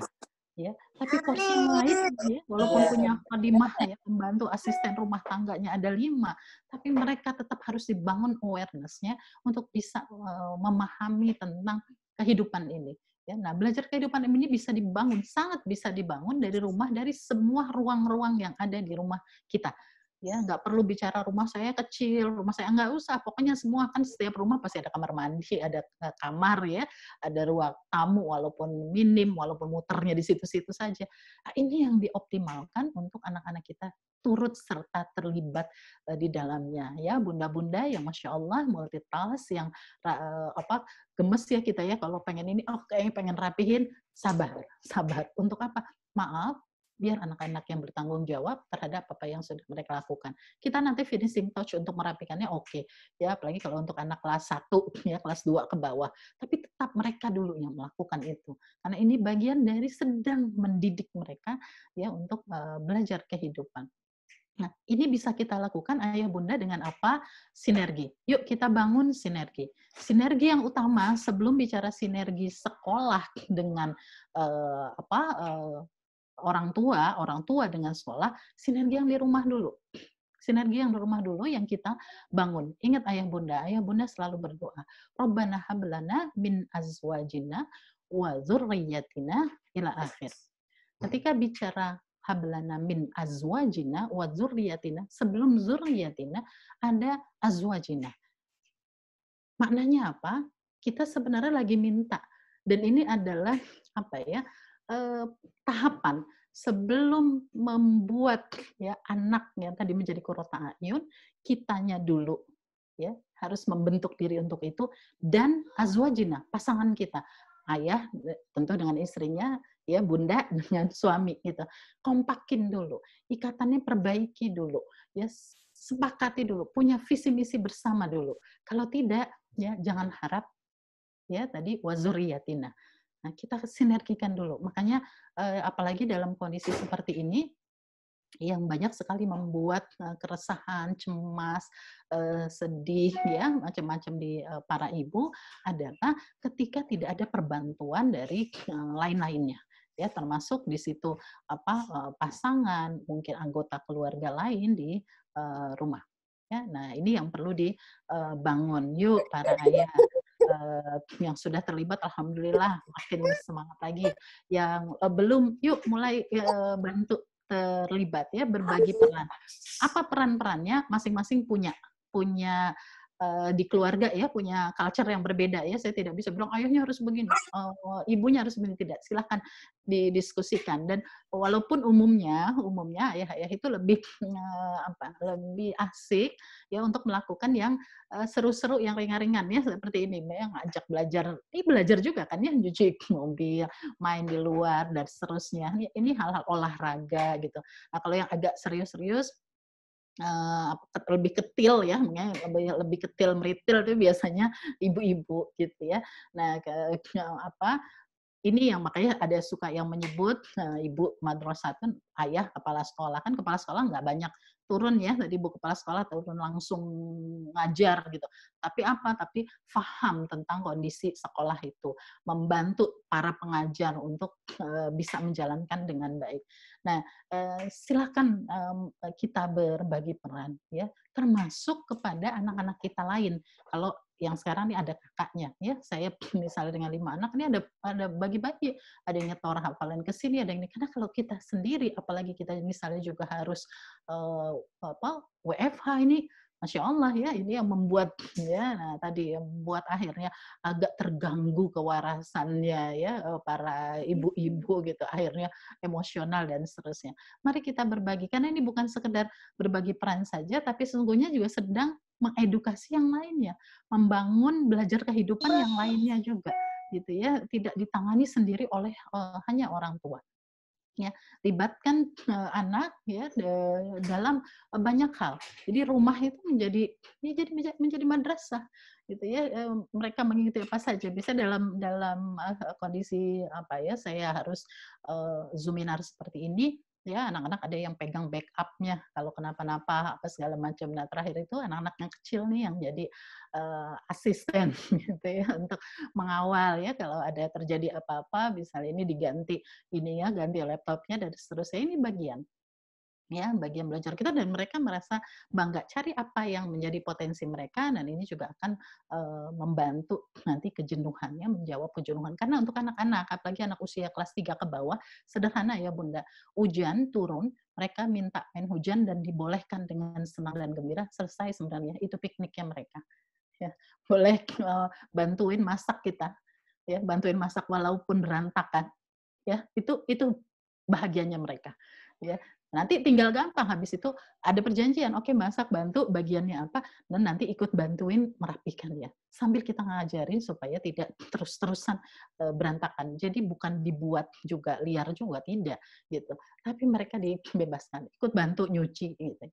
Nggak bersih, ya iya namanya juga proses. Kalau langsung bersih ya udah nggak usah sekolah aja ya, langsung dipekerjakan gitu ya. Nah ini proses. Nah, mereka tuh gampang. Kadang kita yang berpikirnya terlalu berat atau perfeksionis untuk jangan nanti ini berantakan, nanti nggak rapi, setikaannya lipetannya nggak bagus. Tenang, kan kita lagi nggak jualan, kita sedang tidak ikut audisi gitu ya, ya Bunda. Ini bagian dari menjadikan madrasah di rumah kita. Ya, Ayah Bunda, tantangan ya kita selalu berbeda, apalagi dalam kondisi ini. Beda dengan kita waktu kecil. Pola pendidikan. Tantangan beda, tapi ingat Ayah Bunda, tagihan sama. Ya, kapanpun zamannya, tantangan yang berbeda. Jadi yang dulu nggak ada gadget, sekarang ada gadget, tantangan kan menjadi beda ya buat kita sebagai orang tua. Tapi tagihan nanti akan sama di akhirat. Di akhirat malaikat tidak akan memilih-milih bahwa generasi alfa ini akan dapat diskon lebih banyak karena kasihan dia sudah gadgetan dibanding dengan zaman baby boomers gitu misalnya. Nggak ada, sama saja. Ya, kalau dia berbuat dosa, dia akan berbuat dosa. Kalau dia mendapat berbuat kebaikan, dia akan dapat pahala. Ini akan sama saja. Tagihannya akan sama. Untuk itu yang perlu kita lakukan adalah bagaimana mempersiapkan anak kita dengan tantangan yang berbeda, tapi punya pijakan yang sama, yaitu Quran dan Sunnah, sehingga tetap yang namanya syariat itu tidak berubah. Kita boleh mengikuti zaman, tapi tetap dengan pijakan. Ini agile education untuk Islam. Kita berubah, iya, kita mengikuti perubahan itu betul, harus, ya, tapi tetap punya pijakan. Jadi tidak ada misalnya dulu LGBT itu haram, sekarang udah deh nggak apa-apa ditoleransi, nggak ada. Kalau syariat tetap sampai kapanpun, sampai nanti kiamat. Ya, insya Allah ya Bunda, ya yakinlah bahwa ketika ayah Bunda dipilih Allah untuk bisa menjadi seorang ayah, seorang Bunda dengan dititipkan amanah berupa anak-anak yang ada pada kita saat ini, sesungguhnya ayah Bunda sudah paket mendapatkan naluri pengasuhan. Tapi kuncinya adalah supaya naluri itu tetap ada pada diri kita, kuncinya terus belajar, dan ini alhamdulillah wasilah yang luar biasa dari sekolah yang diberikan kita kepada kita semua. Mari kita belajar terus, dan setelah belajar apa? Action, mari kita lakukan, sekecil apapun lakukan, karena percuma forum-forum ini kalau cuma dikumpulin dan dicatat tanpa dilakukan. Action, dan tentu yang tidak boleh lepas adalah berdoa. Libatkan Allah sekecil apapun, dalam kondisi apapun, di setiap kegiatan kita, termasuk kegiatan BDR ini atau PJJ ini di pandemi. Wallahu a'lam bishawab, adalah hal yang singkat itu mungkin ini yang bisa saya sampaikan. Saya kembalikan ke Ibu Moderator. Assalamualaikum warahmatullahi wabarakatuh. Waalaikumsalam warahmatullahi wabarakatuh.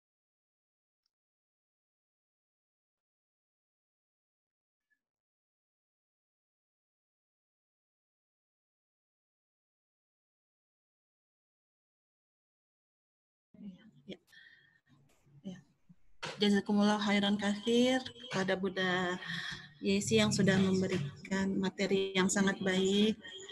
Ya, selanjutnya ada pertanyaan Bunda dari orang tua murid. Sekarang ya, dari Silvania Zahra Tushifa. Assalamualaikum warahmatullahi wabarakatuh.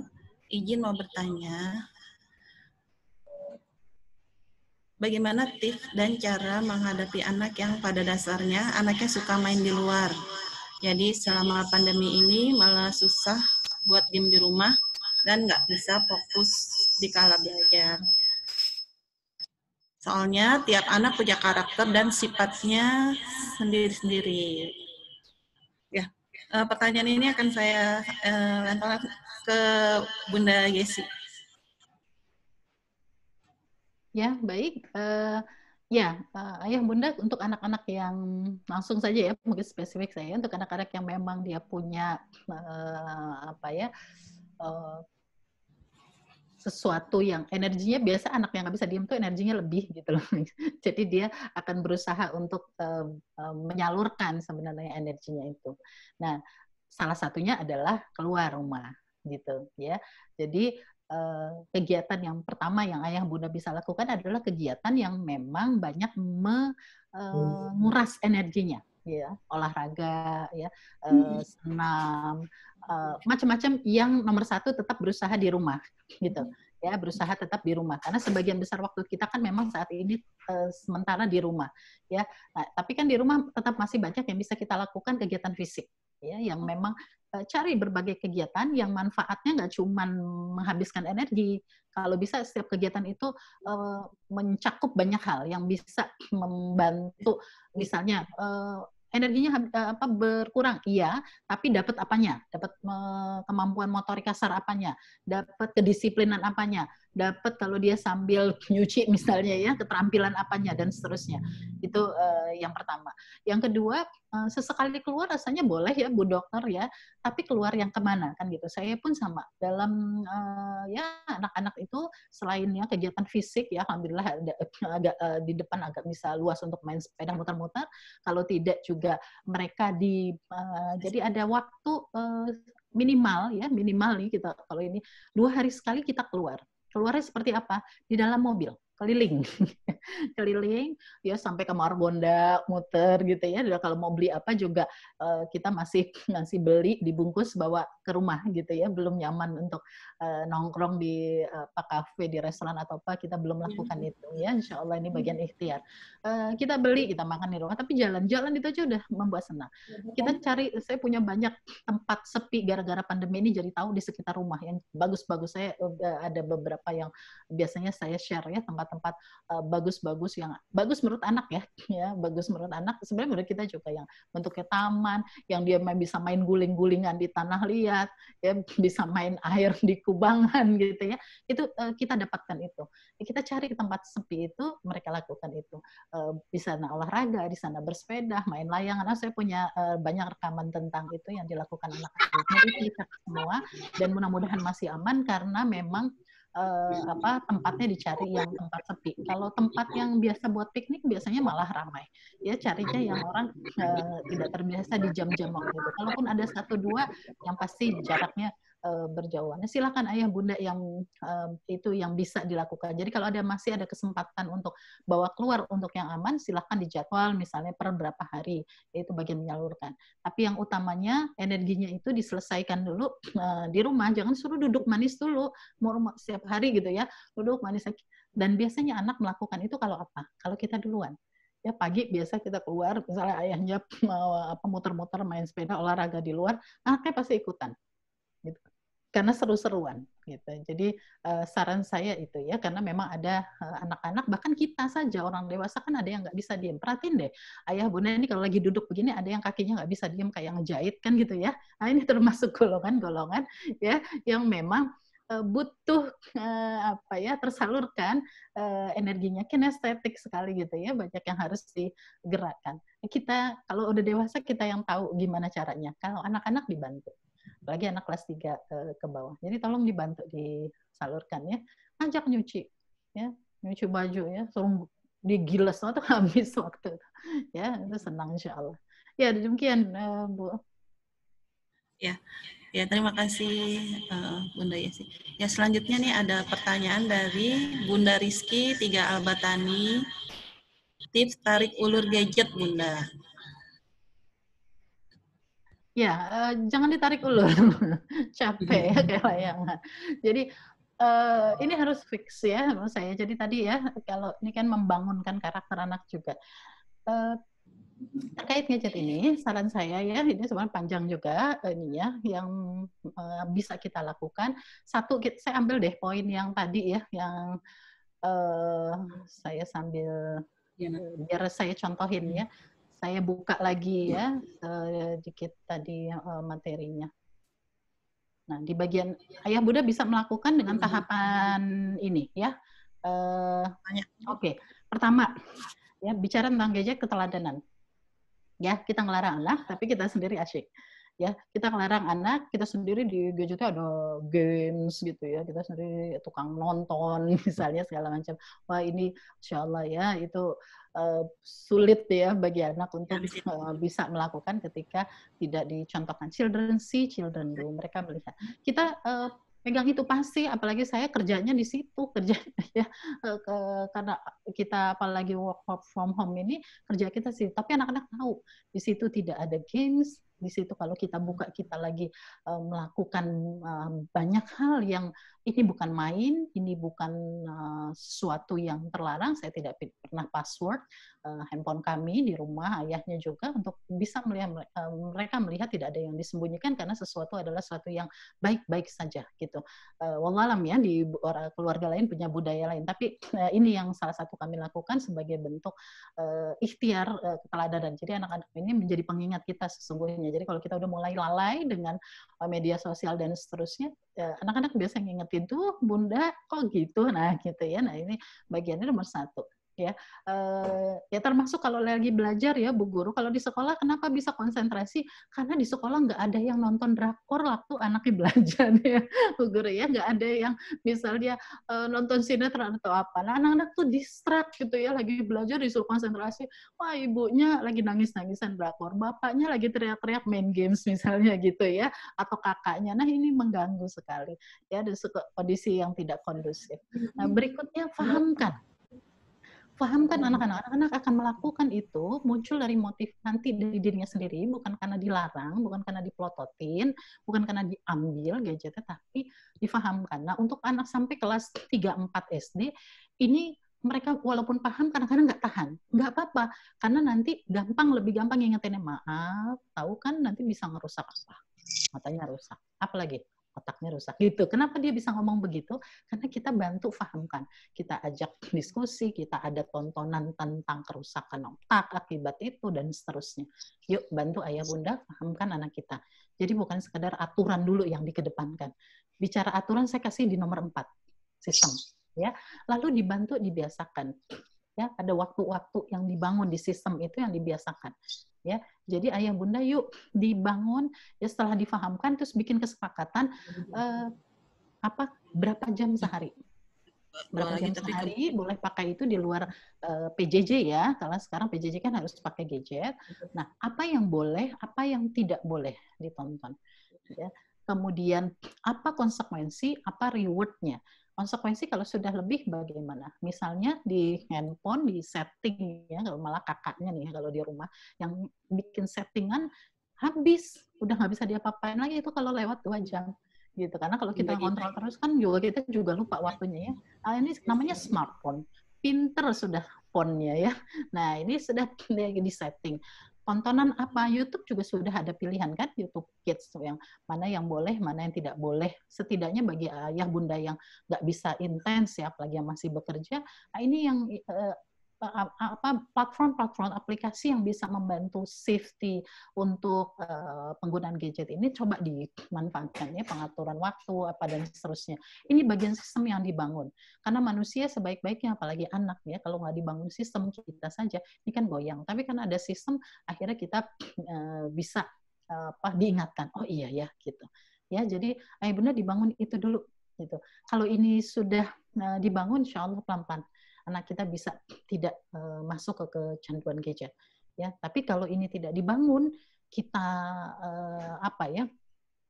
nggak konsisten ya. Kalau lagi semangat, wah anaknya dilarang-larang, tiba-tiba lagi gimana dibiarin saja. Ini ketidakkonsistenan ini yang membuat anak-anak confused dan pada akhirnya ya sudah ya tidak ada gunanya nanti aturan-aturan yang ada di rumah kita, karena pasti ini mereka tangkap Allah ini kalau ibunya lagi ini aja nih pusing, ini kalau tanggal 1 sampai tanggal 5 mama pasti baik, kita pasti dibolehin apa aja gitu ya.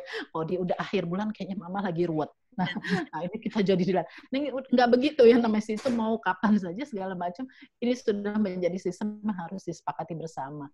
Kalau ada perubahan diobrolin dulu, nanti apakah akan ada evaluasi terhadap sistem itu. Nah ini yang perlu ya ayah bunda tolong diperhatikan sekali masalah gadget ini, karena ayah bunda ya yang namanya gadget ini ketika dia membentuk ya memang didesain sedemikian rupa, di dalamnya ada kegiatan-kegiatan games, film dan seterusnya yang bisa mengganggu otak itu sendiri dan membuat kerusakan otak itu. Kalau dalam risetnya kita dan buah hati ya dikenal istilah narkolema, narkotika lewat mata. Kalau dalam WHO sudah mengeluarkan satu lagi penyakit kejiwaan yang namanya gaming disorder, gangguan akibat main games gitu ya. Dan ini kerusakan otaknya levelnya bisa melebihi dari narkoba. Jadi kalau dibandingkan dalam riset ini 3:5. Kalau narkoba 3, kerusakan otak pada anak yang sudah kecanduan dari gadget ini bisa sampai angka 5. Artinya apa? Untuk menghancurkan negara kita, negara Indonesia, tidak perlu lagi dibom.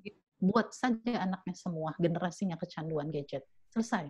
Kenapa? Kalau sudah rusak otaknya, dia sudah nggak ngapa-ngapain, belajar sudah nggak semangat, sama orang tua kurang ajar, ya sama kondisi lingkungan tidak peduli gitu. Nah ini sudah cukup untuk menghancurkan negara kita. Nauzubillah min dzalik. Yuk ayah bunda berangkat dari rumah. Madrasah di rumah kita ini yang akan menjaga anak-anak kita.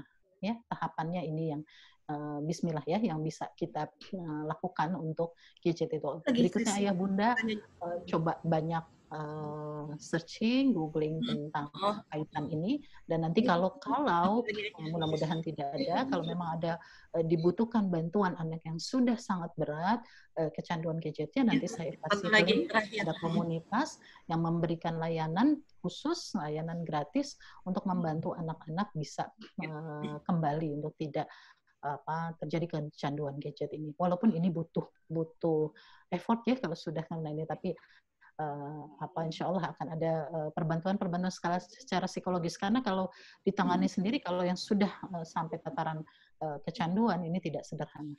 ya didoain saja, oh nggak bisa, nggak cukup. Ya, itu bukan bicara ini. Sunatullahnya ya ada sesuatu yang rusak seperti kita sakit harus ada yang diobati dulu. Ya. Demikian Bu. Saya bisa tambahin sedikit Ustazah Win? Ya mangga, ada Bu Dokter. Silakan Bunda. Ya. Ya, saya ada sedikit. Tadi kan pertanyaan tentang best practice. Saya mungkin bisa men-share sedikit nih pengalaman saya jika di rumah, bagaimana kami sekeluarga mitigasi ketergantungan gadget. Karena kami juga bekerja dengan gadget selama ini. Suami saya seorang konsultan teknik juga, dan saya juga harus bekerja tentu saja di rumah. Nah, yang pertama, Bunda-Bunda, mungkin Bunda bisa lakukan parental control pada WiFi di rumah Bunda. Jadi, sekarang sudah ada WiFi, beberapa merek WiFi gitu kan, yang sudah melakukan parental control. Jadi, ada beberapa timing-timing waktu. Ini saya berikan contoh. Ini pengaturan perangkat gitu kan. Ini best practice saya ya Bunda ya. Mohon maaf Ustazah dan Ibu Dr. Yesi. Ya, silakan. Best practice yang saya lakukan di rumah gitu. Jadi ada laptop saya, handphone ayahnya, laptop ayahnya, handphone anak saya yang kedua. Isi kami saya bagi waktunya, ada waktu limit penggunaan dari pukul 6.30 sampai 12 pada masa PJJ. Kemudian hari Sabtu ini Senin Sabtu. Di luar dari itu mereka nggak bisa online lagi. Kemudian ini 10.30 sampai 12.30 di hari Sabtu karena anak saya kebetulan ada les coding di hari Sabtu ini gitu. Kemudian yang kedua adalah ada pusat ruangan bersama dalam proses PJJ ini dan WFH ini. Jadi kita berkumpul bersama menyelesaikan tugas-tugas di satu meja, kita keluarin semua gadget kita ataupun perangkat-perangkat kita untuk bisa melaksanakan tugas bersama secara bersama-sama. Jadi semua open. Jadi nggak ada anak-anak yang mengerjakan tugas sendiri di kamar atau mengerjakan tugas sendiri di teras, tidak terkontrol oleh orang tua. Kemudian yang ketiga adalah handphone yang berisi paket data hanya dimiliki oleh orang tua. Ini sebagai kontrol di luar jam belajar. Jadi kalau WiFi mereka bisa akses untuk kontrol di jam belajar. Jadi di luar jam belajar kan biasanya ada beberapa misalnya materi ibadah yang Ustazah share gitu kan harus diisi gitu kan. Itu kan di luar jam belajar biasanya kan. Jadi anak-anak bisa pakai handphone tethering dengan handphone orang tua di luar jam belajar itu untuk paket datanya.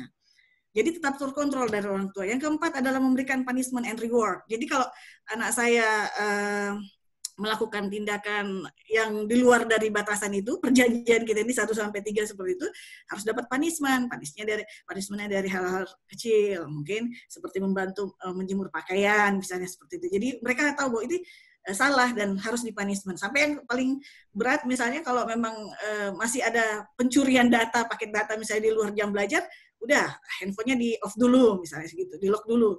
Jadi handphonenya ditarik sehingga betul-betul harus di jam belajar. Kemudian reward apa? Kalau anak betul-betul melakukan seperti poin 1, 2, 3 itu sesuai dengan rules-nya, maka reward yang diberikan ke anak adalah anak bisa mendapatkan makanan yang dia inginkan, misalnya es krim. Anak-anak kan paling suka es krim maupun coklat, misalnya anak saya berikan coklat. Rewardnya seperti itu. Jadi ada penghargaan bahwa saya sudah melakukan hal positif di dalam proses PJJ ini. Kemudian yang kelima adalah kami bersama-sama menonton TV hanya dilakukan pada malam hari. Pukul 19.30 setelah salat Isya dan makan malam sampai jam 9 malam. Jadi usahakan anak itu sudah tidak, kita semua jam 9 malam itu sudah tidur. Jadi dengan kondisi seperti itu kita benar-benar bisa fresh untuk pagi hari. Ini kondisi ini yang saya katakan tadi, ada ruangan bersama untuk kumpul melaksanakan aktivitas kita bersama di jam PJJ. Seperti ini. Mungkin seperti itu, Ustazah. Ya, baik. Terima kasih Bunda Gina. Ya, pertanyaan terakhir, silakan bisa langsung ke narasumber. Silakan Bunda, tunjuk tangan ya.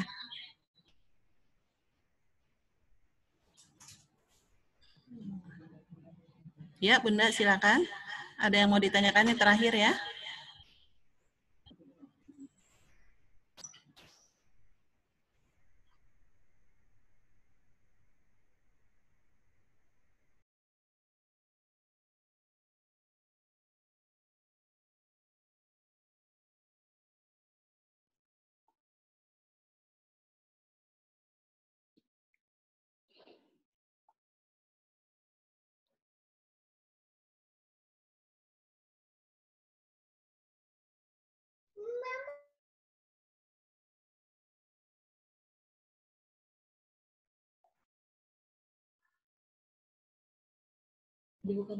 Ya, baik. Silakan Bunda Raka dari kelas 2 Gaza akan bertanya dengan Bunda Yesi atau dengan Bunda Gina.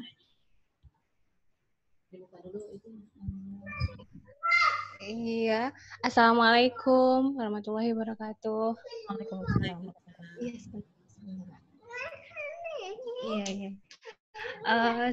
Saya tanyakan Bunda, boleh monggo siapa saja yang mau menjawab keduanya, monggo silakan. Begini, bagaimana tips atau cara mengatasi anak biar tidak sensi ketika kita memberi arahan atau memberitahu apa yang seharusnya dilakukan. Kadang anak itu ada mood di mana dia tidak bisa menerima apa yang harus kita suruh. Menjaga itu ada tips nggak dari para bunda untuk diberikan kepada saya? Terima kasih. Assalamualaikum. Ya, baik. Silakan Bunda Yesi atau Bunda Gina yang menjawab.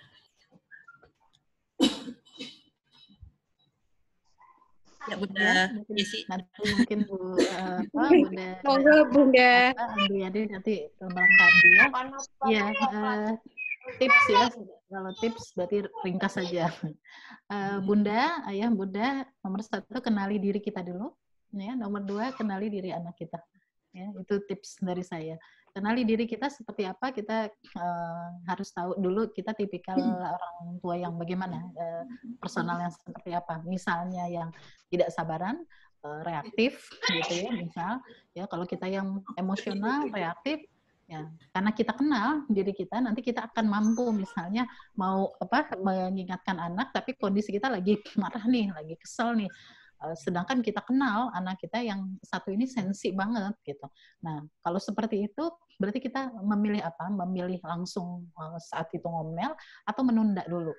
Ya, mungkin jadi agak lama tapi kita tunda dulu, atau ini sesuatu yang tidak bisa ditunda misalnya. Apa nih yang bisa kita lakukan? Kalau kita masih tidak mampu menenangkan diri pada saat itu, walaupun sudah wudhu gitu ya, sudah duduk, sudah wudhu, masih belum bisa. Tadi ya, hablana min azwajina. Yuk, udah tahu, nanti suami juga sudah tahu kita seperti apa. Ya, ayah deh, pegang gitu. Ya, dia juga sudah tahu, makanya perlu kekompakan di situ. Sehingga tidak lagi ada kejadian ya orang tua, ayah atau bunda ya, apalagi nauzubillah seperti yang belum lama ya ramai ya, yang bisa melukai anaknya sampai membunuh anaknya karena tadi mereka tidak, ini sudah ada, pasti sudah punya masalah kejiwaan yang selama ini tidak difahami oleh diri mereka sendiri, sehingga ketika menghadapi sesuatu tidak mampu mengendalikan, kemudian mereka melakukan itu bukan sendiri, bahkan bersama-sama. Ini kan berarti sesuatu yang sudah begitu mengakar, sudah begitu lama, tabiat-tabiat yang tertanam bahkan terpupuk dengan begitu saja. Nah, jadi nomor 1 kita kenali dulu ya bunda kita sesungguhnya punya karakter yang bagaimana supaya nanti bisa tepat. Nah, berikutnya kenali anak. Nah, mengenali anak ini ya bunda, kita bisa ambil dari satu sisi tahap perkembangan secara umum. Karena bicara tahap perkembangan, ini bicara hal yang umum, standar umum, ya. Walaupun manusia itu tidak bisa distandarisasi ya, tapi ini hanya bagian sosial construct gitu. Jadi bagaimana secara umum, secara sosial, anak usia pada umumnya 1 tahun, 2 tahun, atau 5 tahun ini begini. Kalau anak di usia SD kelas 1 sampai kelas 3, misalnya kita membagi per 3 tahun rentangnya, ini punya karakteristik yang secara umum seperti ini. Nah, itu kita harus paham. Gitu ya, harus paham bagaimana milestone-nya supaya apa pendekatan menjadi tepat. Pendekatan untuk anak TK, untuk anak SD kelas 1 sampai kelas 3 atau kelas 4 menjelang akhir baliknya, kalau Rasulullah mengatakan range 7 sampai 10 tahun, tentu berbeda dengan anak-anak yang sudah lebih besar lagi. Kalau ayah bunda punya anak yang usia SMP itu tentu pendekatannya membutuhkan pendekatan yang berbeda, nggak bisa disamaratakan termasuk dalam berkomunikasi tadi. Berikutnya satu lagi, setelah mengenal secara umum tahap perkembangan, setiap individu itu unik, setiap individu itu punya kekhasannya masing-masing. Berarti yang perlu dikenalkan adalah kita mengenal satu-satu anak, misalnya 5 anak nih ya di rumah ya, ini beda-beda semua gitu ya. Oh yang ini cara ngasih taunya dia lebih senangnya seperti ini. Dari mana kita tahu? Kita taunya ya pertama tentu dari pengetahuan secara umum tadi. Kita tahu tentang tahap perkembangan anak, inilah fungsi orang tua untuk belajar. Berikutnya tahunya dari mana? Observasi. Ya. Nah, ini lagi kelebihan dari pandemi ini ya, insya Allah hikmahnya, ayah bunda jadi lebih banyak melototin ya, anak-anak di rumah, melototin dalam arti yang positif ya, bukan melotot marah ayah, tapi lebih banyak akhirnya melihat, oh anak saya ini ternyata lebih mudah tuh ngomongnya gini. Itu dari observasi kita, dari pengamatan, kemudian dicoba. Ya, nah mencobanya ini pun tentu dengan pijakan ilmu, karena melakukan sesuatu tanpa ilmu ini akan menjadi masalah. Nah, disinilah tadi ya kunci pertama naluri pengasuhan itu berangkat dari belajar. Jadi demikian ya Bunda. Jadi kalau sudah kita mulai kenal, oh dia sensitif. Cari tahu lagi sensitifnya karena apa. Jadi kita bisa action kalau sudah bisa mampu mengumpulkan data tentang anak itu. Oh, anak ini usia berapa? Harusnya secara umum dia bagaimana, dia laki atau perempuan, gitu kan. Kalau laki kecenderungannya begini, kalau anak perempuan kecenderungan, saya selalu bilang kecenderungannya, ya Bunda, karena kita tidak bisa, teori manusia itu tidak bisa menjustifikasi langsung bahwa pasti kalau anak laki-laki bicaranya harus sekian ribu kata, perempuan, ini hanya secara umum. Ya, karena sains itu bisa berubah. Ya, dan sains itu diteliti di tempat-tempat yang berbeda. Kita punya budaya berbeda dari tempat yang diteliti. Tapi ini sebagai awal pijakan dasar umum, silakan gitu ya. Nah, tapi berikutnya adalah kita orang tua yang paling kenal. Jadi observasi yang paling tepat itu ada pada pendidik pertama dan utama dibantu gurunya, bukan dengan alat assessment lain, tapi dari orang tuanya sendiri. Nah, disinilah tantangan orang tua untuk terus belajar, mengobservasi, oh ternyata anaknya yang ini begini, sensi gini. Oh kalau begini berarti cara negurnya nanti jangan di depan banyak orang. Cara negurnya mungkin nggak saat itu, nanti diajak apa dulu. Oh, itu kita nanti yang mencoba sambil kuatkan dengan keilmuan lainnya yang terkait. Ada keilmuan tentang konseling, ada psikologi, dan seterusnya. Tidak harus menjadi seorang psikolog, tidak harus menjadi seorang dokter, tentu kita ada ilmu-ilmu standar yang tetap kita miliki gitu ya. Seperti kita nggak perlu ke dokter kan kalau cuman pusing saja kita udah tahu ilmunya. Oh ya berarti diiniin dulu. Nah nanti kalau nggak tetap berlanjut baru kan kita ke dokter. Kira-kira analoginya demikian. Ya demikian Bu Winarti. Mungkin Bunda Nantriani nanti bisa melengkapi. Baik, jazakillah khairan katsir untuk Bunda Yesi. Mohon maaf untuk bunda-bunda mungkin masih banyak pertanyaan yang tidak. Saya sedikit tambahkan sedikit, Ustazah boleh? Bunda, ada saya sepakat dengan Bu Yesi. Sedikit satu aja saya tambahkan. Saya mau bertanya, di sini adakah ayah yang mengikuti parenting ini? Ada enggak ayahnya? Atau ibunya semua nih? Ada, saya hadir. Alhamdulillah kok ada ayah. Alhamdulillah ya. Jadi gini. Ada, Bu.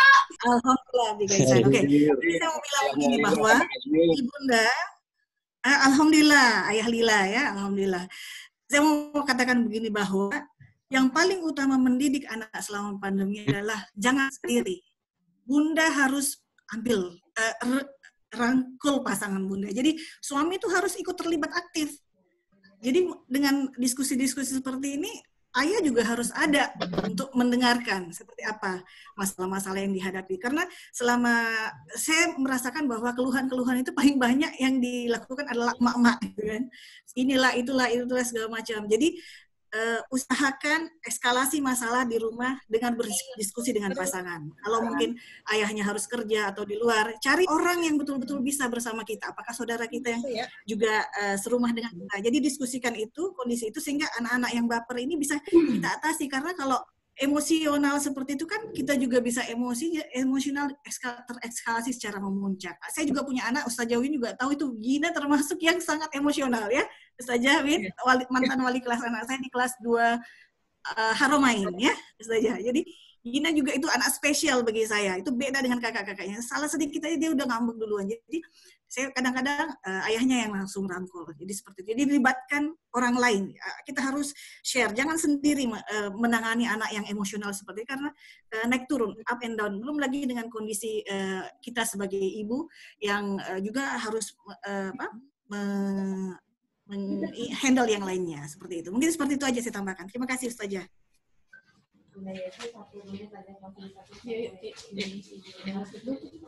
Ya, baik. Jazakallah khairan katsir kepada Bunda Yesi dan Bunda Gita ya, atas ilmunya dan pengalaman terbaiknya. Saya berikan waktu untuk closing statement untuk Bunda Yesi karena waktu juga sangat terbatas. Silakan Bunda. Ya, baik ayah bunda semua, insya Allah ya, ini kita sama-sama sesungguhnya sedang terus belajar, berikhtiar menjadi orang tua yang baik buat anak-anak kita, menjaga amanah yang Allah titipkan dalam kondisi fitrah dan kita harapkan kembali dalam kondisi fitrah juga. Yuk kita terus sama-sama menguatkan, bersinergi satu sama lain, ayah bunda di rumah, juga dengan sekolah, juga dengan berbagai komunitas yang bisa mendukung kita. Karena kita manusia biasa yang membutuhkan banyak bantuan, berkolaborasi untuk bisa mewujudkan kebaikan-kebaikan khususnya dalam membina anak-anak kita. Dan satu hal ayah bunda, sebagai orang tua, ya kita tidak bisa mengklaim bahwa kita sukses atau tidak sukses mendidik anak selama kita semua masih di dunia.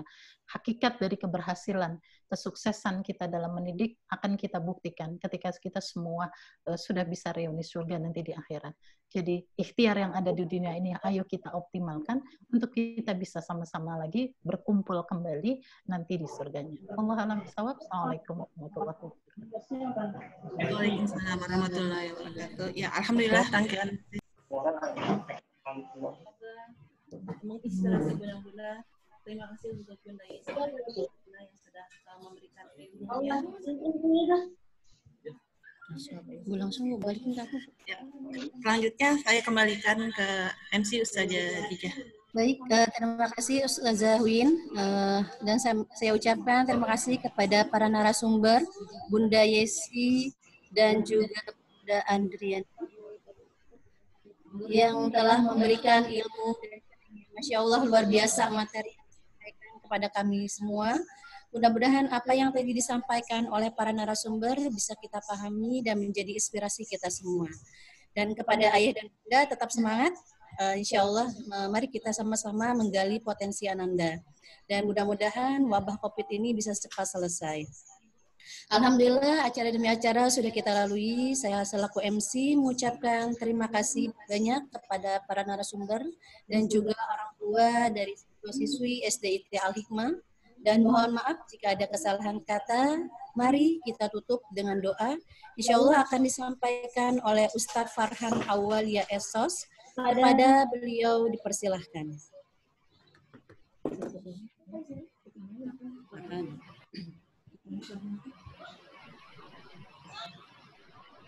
Baik. Assalamualaikum warahmatullahi wabarakatuh. Mari kita sama-sama tundukkan hati kita, kepala kita sejenak. Mari kita sama-sama beristighfar 3 kali. Astagfirullahaladzim, astagfirullahaladzim, astagfirullahaladzim. Alhamdulillahirabbil alamin. Hamdan syakirin, hamdan na'imin, hamdan yuwafi ni'amahu yukafi mazidah. Ya Rabbana lakal hamdu kama yanbaghi li jalali wajhikal karim wa 'azimi sultani. Allahumma ighfir lana dzunubana wa liwalidina warhamhum kama rabbayana shighara.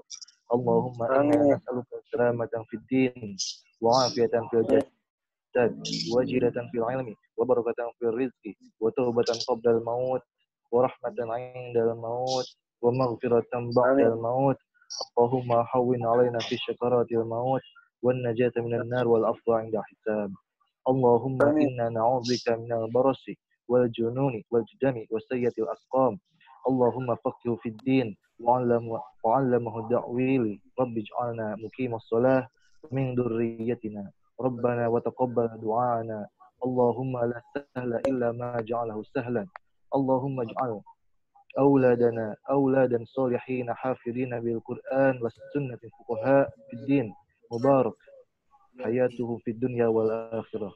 Ya Allah, jadikanlah anak-anak kami anak-anak yang solih dan solihah, anak-anak yang hafal Al-Quran dan As-Sunnah, orang-orang yang paham dengan agama, diberkahi dalam kehidupan dunia dan akhirat. Rabbana afriq alaina sabran wa thabbit aqdamana. Ya Allah, curahkanlah kepada kami kesabaran, keteguhan pendirian terhadap cobaan dan kebenaran. Rabbana hablana min azwajina wa dhurriyyatina qurrata a'yun waj'alna lil muttaqina imama. Allahumma innaka ta'lamu anna hadhihi al-qulub qul istama'at ala mahabbatik wa taqas ala ta'atik wa ta'ahadat ala da'watik wa tawa'adat ala nusrat syari'atik. Fawathik Allahumma رابطتها وأدمدها واهدها سبولها واملأها بنورك الذي لا يخبو واشرح صدورها بفضل الإيمان وجميل التوكل عليك واهيها بمعرفتك وامت على الشهادة في سبيلك إنك نعم المولى ونعم النصير. ربنا ظلمنا أنفسنا وإن لم تغفر لنا وترحمنا لنكونن من الخاسرين. ربنا آتنا في الدنيا حسنة وفي الآخرة حسنة وقنا عذاب النار. وصلى الله على محمد وعلى آل محمد. Subhana rabbika rabbil izzati amma yasifun wa salamun alal mursalin walhamdulillahi rabbil alamin. Al-Fatihah. Baik, terima kasih. Wassalamualaikum warahmatullahi wabarakatuh. Waalaikumsalam warahmatullahi wabarakatuh. Terima kasih Ayah dan Bunda. Kami ucapkan wassalamualaikum warahmatullahi wabarakatuh. Waalaikumsalam warahmatullahi wabarakatuh.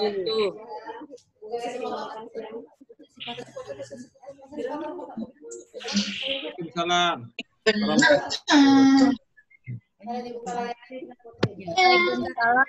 Dibuka layarnya ya, kita mau foto dulu.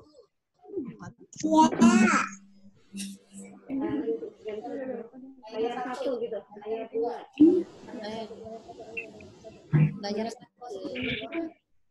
Layar 1.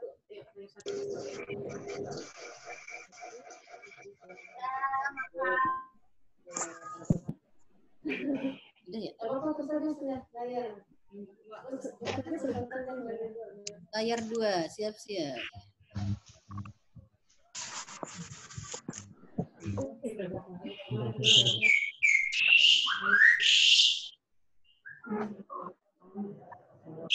Layar 3.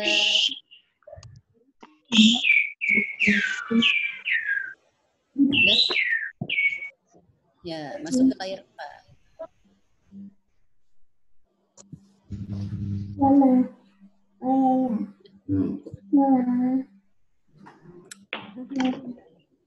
Ya, layar ke-5.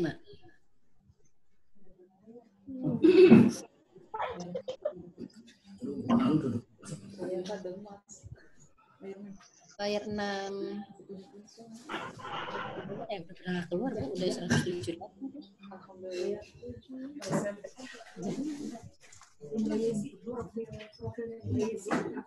Iya tadi udah.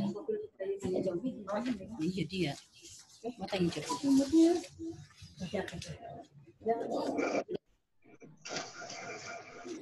Oke, terima kasih Ayah dan Bunda.